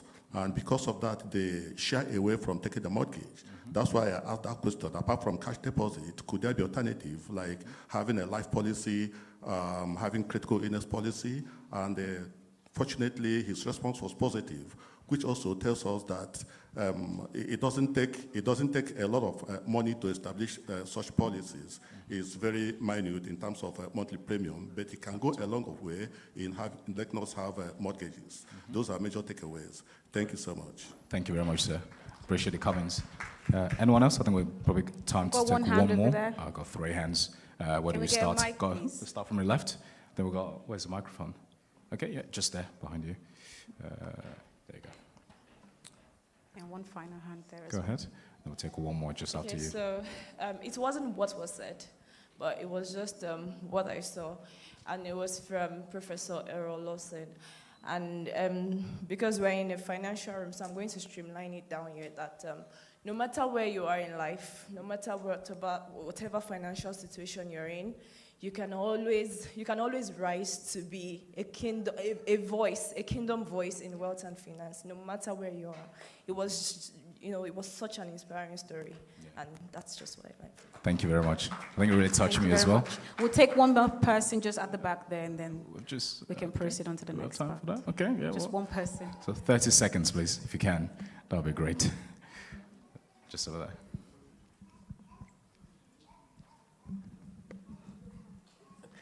I think I learned a lot. Okay, starting from my house, I logged into the YouTube and I listened to Maron Gordon. Maron Gordon happened to be my mentor and a coach. So I just want to appreciate Pastor Sumtu for putting this out for everyone. Just to let you know that what we are doing today costs a lot of money. If you go out there to seek for this information, you have to pay dearly for it. My coach presently, before you come into his program, you pay $25,000 for you to get into that program. So I want to advise every one of us, you have gained a lot. Just go out there and put it into practice. That's the only thing that will make the organizer of this program happy. If you don't put it into practice and you don't come back to tell him, you know what I learned in the NEXTGEN Wealth Summit 2026 has changed my life, has changed my story. If you don't do that, I don't think Pastor Somto will be happy. Okay? Just go and do that. That's all I want to say. Thank you so much. Thank you very much, Dr. Ann. Appreciate Appreciate those words of that. encouragement. Okay, I think that's all we have time for, unfortunately. What we'll be going into next now is just final charge. So we've had great speakers come up here and tell us a lot about, different topics of AI and finances and mortgages and tax systems. And I think now you're just in that we need that final push, that final charge to give us that last bit of encouragement that we need to get out there and put all these things into practice, just like Dr. Ananzite has just encouraged us to. And to do that, I do have the privilege of introducing to us the lead pastor of the Redeemed Christian Church of God, JCC Wolverhampton, who is a vibrant and growing church, which, I don't know if, how many of us are with RCCG, JCC Wolverhampton? Yeah, we do, yeah? Give us a round of applause for knowing We're that. all over here. Yeah, so Pastor Kende, Pastor Olutoyin Joshua Kende, is the lead pastor of the Jubilee Christian Center, Wolverhampton, United Kingdom. It's a vibrant and growing church where he has faithfully provided spiritual leadership since 2011.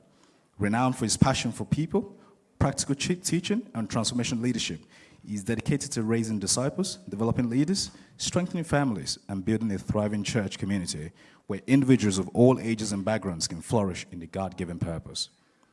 He's a gifted preacher, teacher, counselor, and mentor.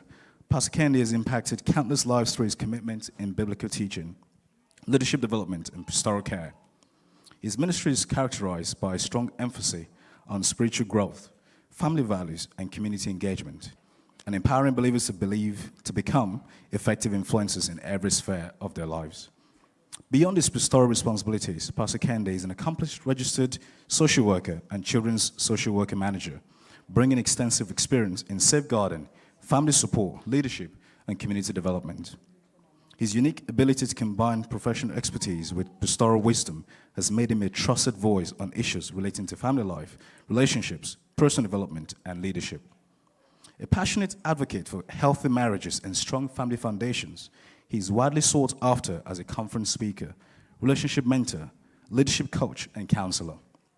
Through his teaching and mentorship, he continues to equip individuals, couples, families, and leaders with practical tools to navigate life's challenges and fulfill their potentials. Pastor Kende is joyfully married and blessed with children. Together with his family, he remains committed to serving God, impacting lives, and advancing his kingdom through faith, leadership, and service. Please, with a stand ovation, I'd like us to rise up, give a round of applause, and welcome to the stage Pastor Olutoyin Joshua Kende.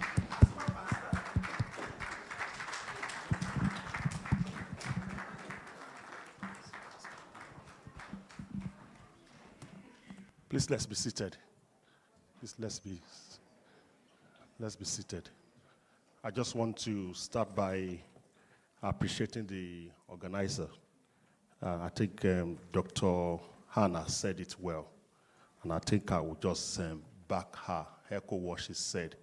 What an event. Before I obviously came up, I was on YouTube as well, absorbing everything that was being delivered. It was well delivered, and I think we are living here empowered we are living here, starting afresh. Some of us who are older, to retain our life is never too late. Some of us who are still younger generation, this is a targeted summit for you, in which we're expecting, by the grace of God, that your life will begin to make impact. This will make a lot of difference to where God is taking you. I want to appreciate all the speakers. What a section. The story of Professor Errol Lawson was quite inspiring, from uncertainty to where God raised you, mobilized you. And I think a lot of young people can obviously learn from you, from your story, from humble beginning. Nobody can be written off. That is what your story says. I really enjoyed the delivery from Dr. Satrajit on here. I thank you so much. Can we celebrate him? Can we celebrate him and Dr. Lawson? All our speakers so far, we really appreciate you. I begin to wonder how we can use AI as a spiritual organization, you know. How much can AI help us in the delivery and obviously in ensuring that we take the kingdom work to the next level. And there is a role for AI in every sphere of life. And I think we can't exclude the church organization as well. I think that's what I learned from what you said so far. The last two speakers are fantastic. Can we please celebrate them one more time? What a time. What spending, what the way to spend our afternoon. I was having a goal last week that why do we put this event after we just had the church anniversary back to back? It has been a very busy, but I can understand why we need to have this and how it can be relevant to what we need to do. I guess the question is, now that you are empowered, what's next? We sat here since 10 o'clock. What next? The Bible says, and you shall remember the Lord your God